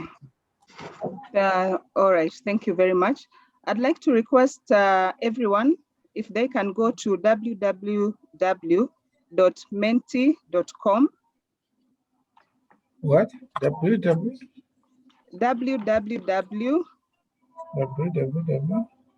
www.menti, that is MENTI.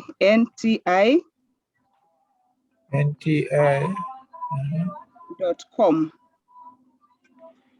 I've pasted the website on the chat. Okay, thank you, Peter Rock. Yeah.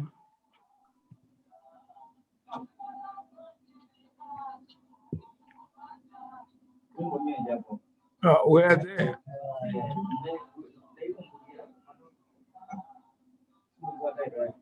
Are we there?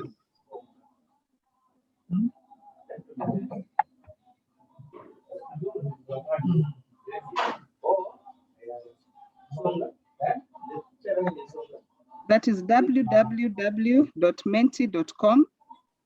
Once there, please input this code 667758.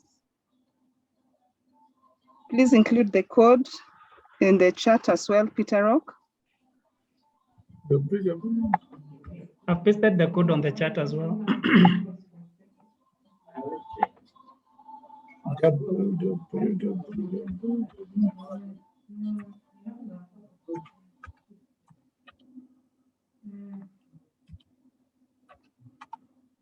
.com.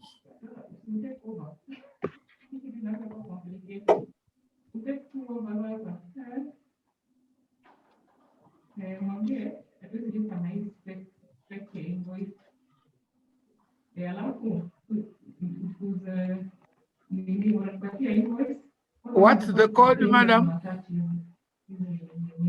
The code is on the chat. Lisa, we are seeing 66. your emails.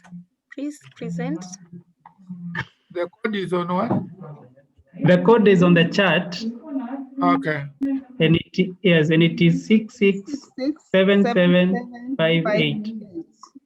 667758. Okay, thank you.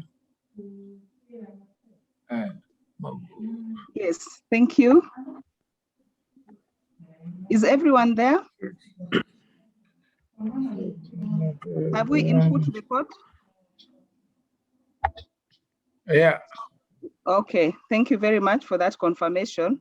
So once you input the code, please answer the question that is there. The question is, what went on well today from today's sessions?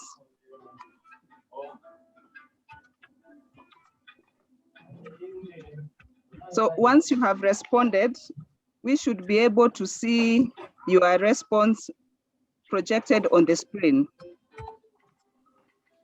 So I've seen one person has responded. The presentations were very good. Group work was also very good. The time management was good. Thank you very much. The presenters were very engaging. Excellent job. Thank you, Hesbon. Thank you, Flora. Today we had very significant topics concerning proposal writing. That is good feedback. Thank you. If you can get more responses.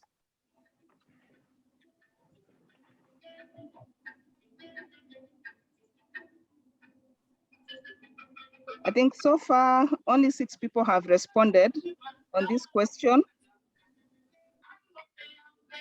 what went on well today? Have we been able to go to www.menti.com?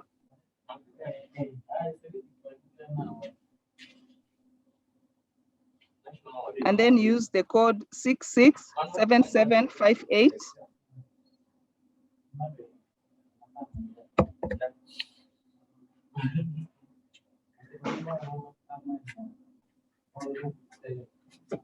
We have 7, 8 responses. Thank you. Thank you.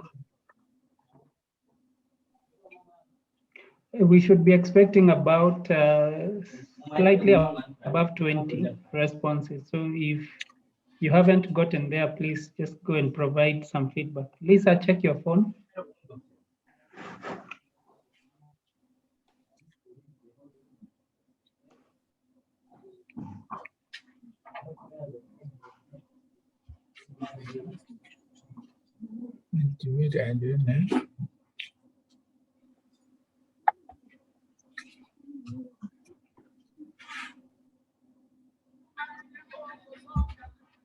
Thank you. Thank you. We have one more. That is 9.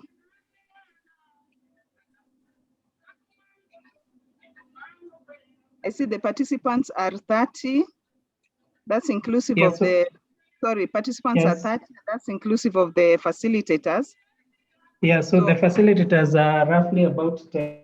So that's why I'm saying we expect a bit, like 20 or so. So maybe if you can responses. get another 10 responses.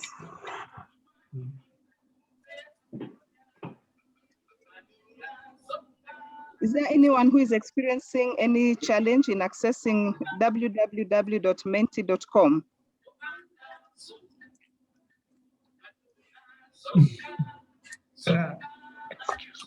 Yes. Yeah, I wanted to mention just that our translators kindly help us to translate some of those responses that are in either French or Portuguese, and post the English equivalent on the chat. Thank you. Eric, can I assign you the French to English interpretation? Eric?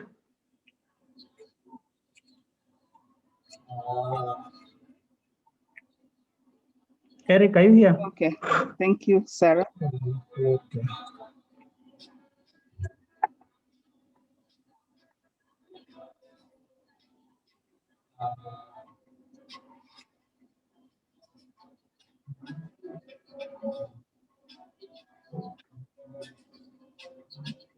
Evelyn?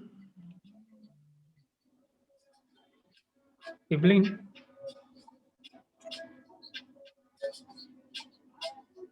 Arthur? Okay, we have 11 responses. Okay.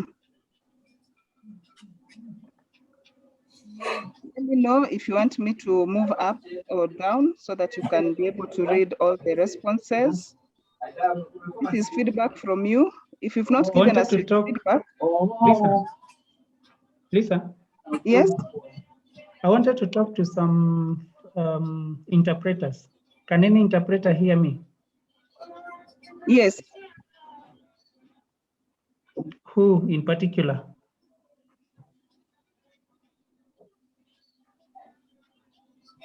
If you're an interpreter and you can hear me, just talk to me.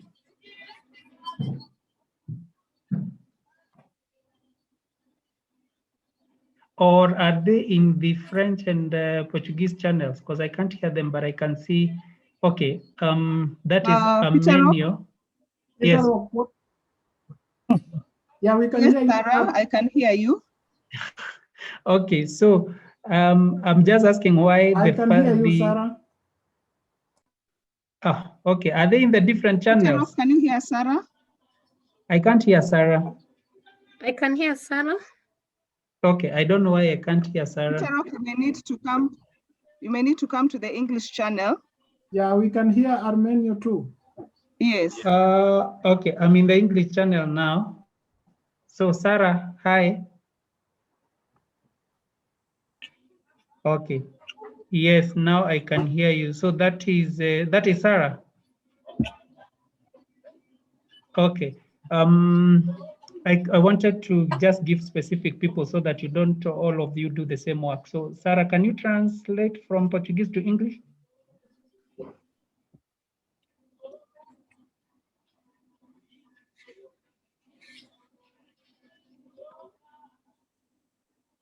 Okay, so Sarah, French to English, and then Arthur is the one who's speaking. He can do Portuguese to English. Okay.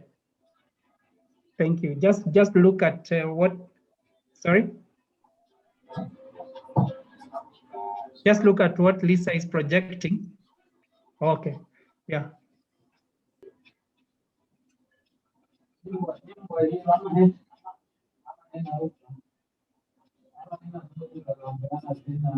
Is it possible to write on the chat what is what you're translating? When you're on the mic, you can't chat. Okay. Ask your colleague to do that, because then I want Esbon to have this feedback. So if you just speak, we will forget. But we can have it on the chat. He can read off the chat.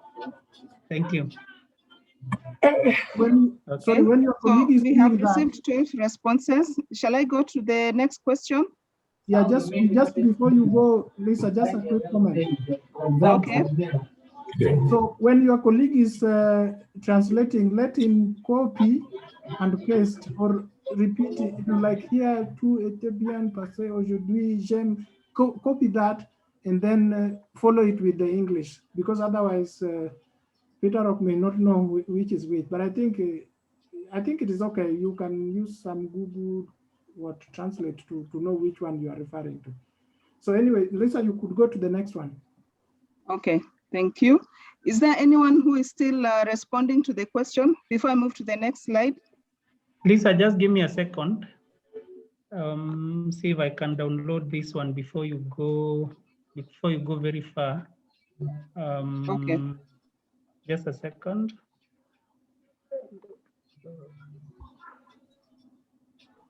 Is everyone able to see the responses that have been received? Yes, Lisa, you can move if you want.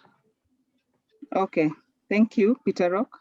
But wait, I can't see all the results. Or can I only see what you're presenting? Anyway,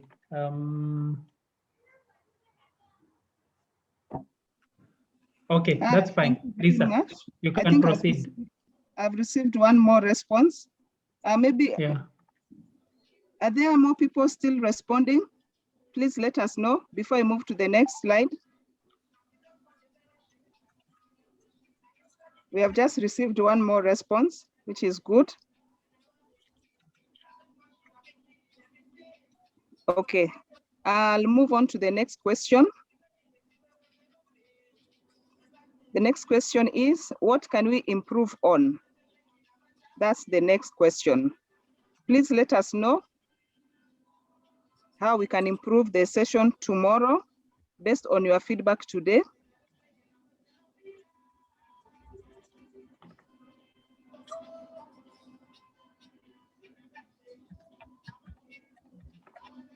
Are you able to see the question? Yes. Okay, thank you.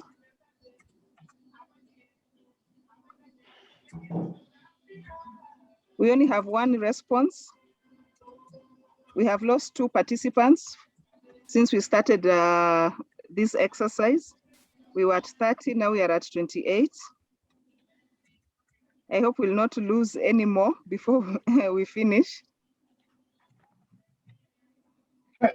Thank you very much. They're coming fast and furious. That's wonderful. Keep it up. Thank you, thank you, thank you. Yes, another one has come in. Thank you very much.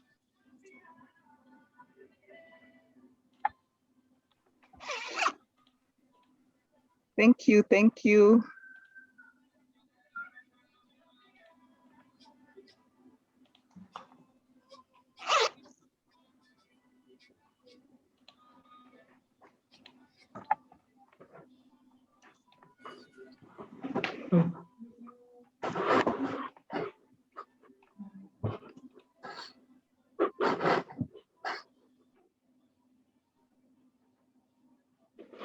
We have received 7 responses. At least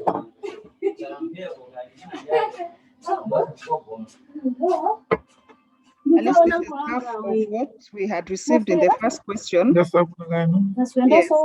If we can get the other more. Zakuja tano simupiga zabu inomo magawa kanga tukuti tope mpade nesiya situ mapidas Host mute, Jairus.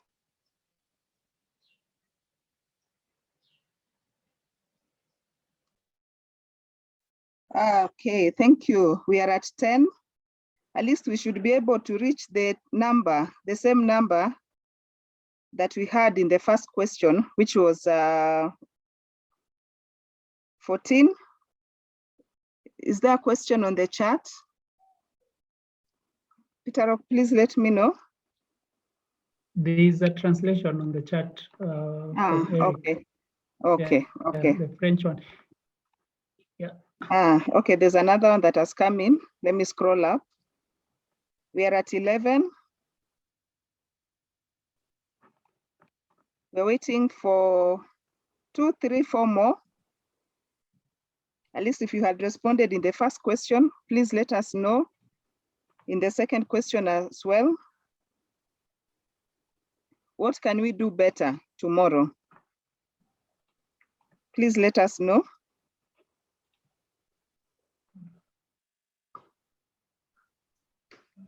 Hello. Are we still participating in the poll?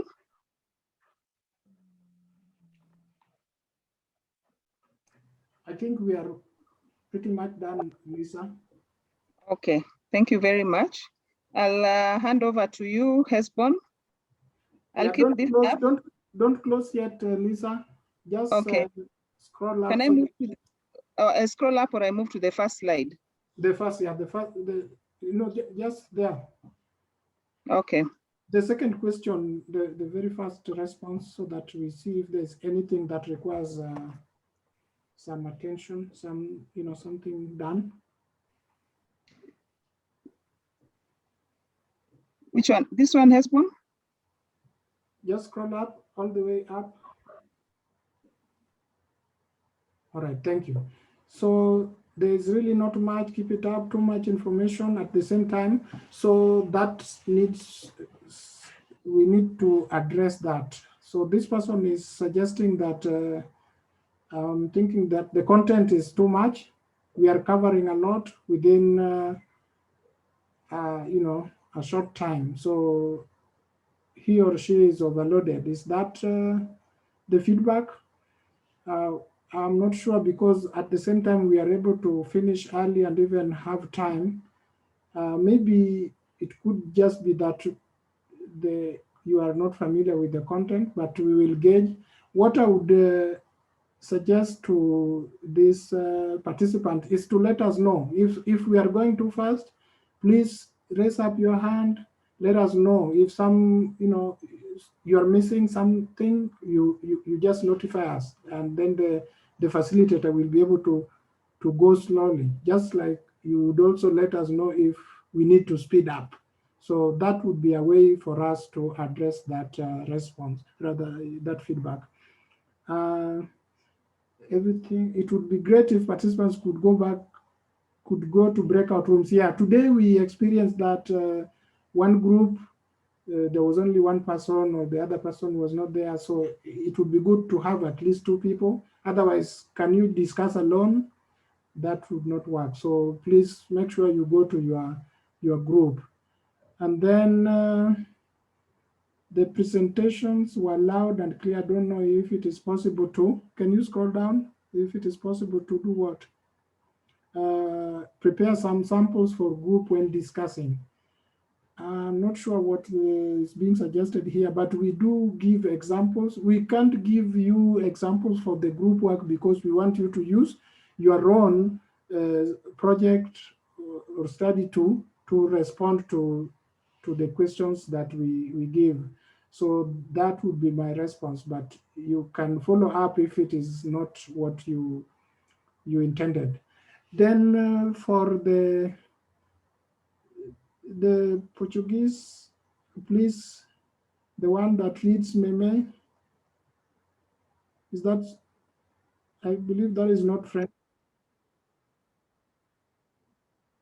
Oh, that is French? Okay. Okay, so you say, oh, let me see. The translation is... Yeah, there are two messages on the chat, Hesbon.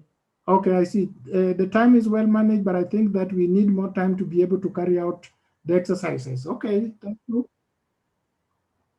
And so what you are suggesting is that we still need more time for the assignment, which we can address. We can try to give more time. So let's see what how we do that tomorrow. We thought that the time we gave was enough, but we could still give more.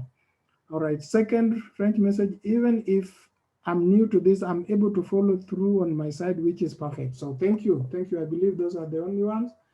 And more time for group work. I think that is what we need to do differently from tomorrow. Let's try to give more time for group work. So right now it is 1 hour. We could maybe add 10 minutes or 20 and see if that is helping. Thank you very much for your feedback. I believe that is all I have. If somebody else has some comments that they would like to just talk about, please, let's see. Lisa, you could stop sharing. Thank you. Is there any additional comments?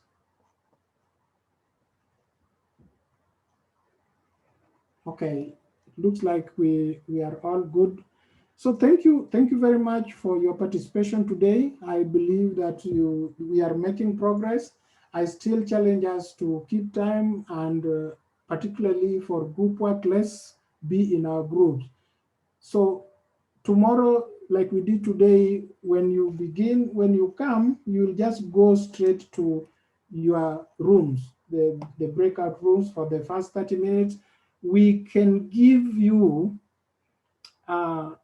more time. So Ronald, or who is doing the timing, what you could do, you can give participants 40 minutes, and then maybe we just have 20 minutes for recap, so that those groups that were not able to meet, you will have a chance to at least put something together so that you are not lagging behind. Then followed by the brief recap, and then the first session of that day. And for tomorrow, we will be handling budget, risk management. The next session will be on evaluation and dissemination plan. So that is the plan for tomorrow. Let's keep time. Let's revise what we have covered. Those who missed some sessions, you could go over the slides which have been shared, so that we are all moving together and nobody's being left behind. All right. Flora, do you have a last word for the day?